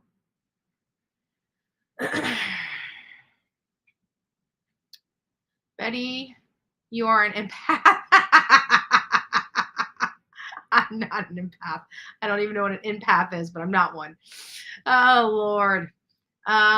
Yes, he made it a financial trial. Jazz King says addiction affects memory. Been there, done that. Thanks for keeping the info out there, Betty. You're welcome, Jazz King, and thank you, and God bless. And yes, I can tell you, I remember a lot of things. I told you guys when I was younger, I could remember my driver. I can still remember my driver's license number. I know my credit card number. I remember my memory. I have a good memory. I've always had a good memory, but I have to be honest, my 20s, I don't remember, and I don't want to. I have to be honest with you. I don't remember a lot, and I don't want it to. There are some peppered stuff that's happened that I remember, but you know, the rest of it, if somebody brings it up, I'll be like, you almost vaguely remember it, but it almost feels like it was a dream. Like it doesn't feel like it happened or it was tangible or something like that. And it could be something that I had fun doing, and I don't remember. but there's only like a little area. Like I remember way young, long before I should have ever had memory, up to a certain age. I want to say maybe 18, or like my little sister, and then like from it just becomes hazy from about 20 on. I think 20 to 27, 28. It was just hazy. Oh Lord. It's probably a good thing I don't remember. And anybody has the same problem, it's probably a good thing for you too. Oh Lord. Nancy says, guilty of being an addict, guilty of being a liar, guilty of being larceny, or I think you meant to say grand larceny, not guilty of murder. His friends already said he's slick. Everyone's testifying how he took them for decades. Yes, Tammy, great point. Yeah, I think that was another thing that the prosecution had a good point of making, is that, there were several witnesses close to him that said, no, he had me fooled. I didn't know about his drug problem. I didn't know about this. I didn't know he was stealing. I didn't know. I don't even know who this guy is. And multiple witnesses on there seem to say it's like they all, that's what they've always said about him or something, because a lot of them said it. He knows what makes people tick. He has this gift about knowing exactly what a person needs to hear at the time they need to hear it. And that's what gets me. But nothing gets me, even with all that, setting all of that aside. For me, it's the OnStar data. It's the stuff that's not emotional. It's the stuff that is factual. It's the stuff that can be proven. And nothing solidified that other than that timeline that they put together with that OnStar data. And that just really did do it for me. No matter what he said on that stand, if he wasn't disputing that OnStar data or saying it was absolutely incorrect and that's not the way it happened and there's that did it for me.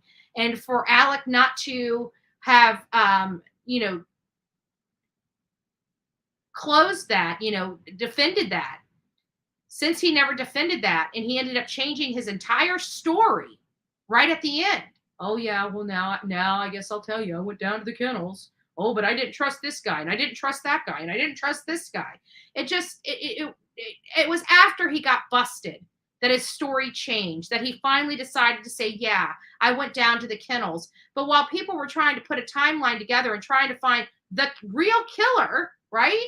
The real killer, he was dicking around with the case. All the while saying he hopes somebody has to pay for it, but only if it's the boat people. Only if it's the boat people. If it's not going in the direction of the boat people, then he didn't like it.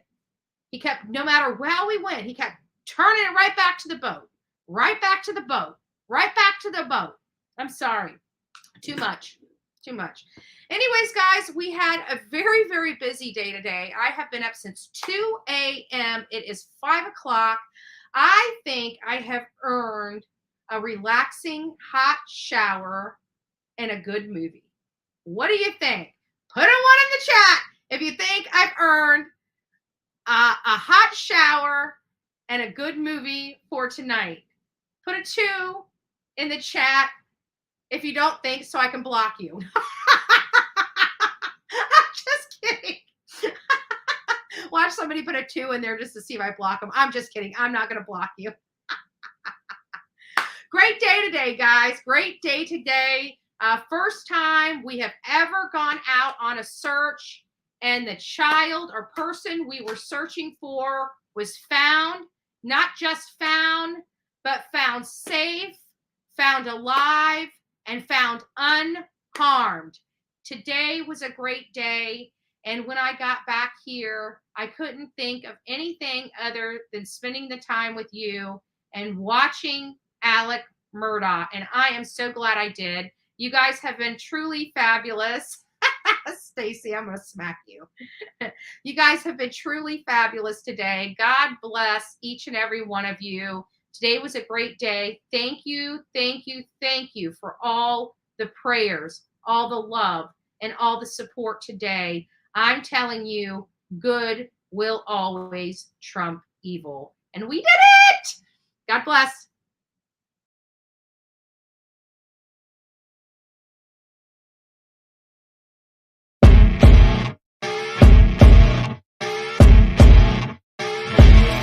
As you wake up in the morning, you want to find the latest, greatest information about criminal cases and have an intuitive conversation about the suspects associated with these cases.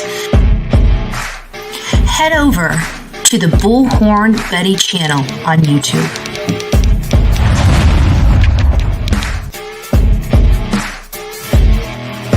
Get breaking news right here on the Bullhorn Betty channel.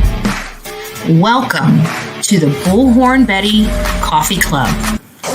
Enjoy your stay and enjoy your day.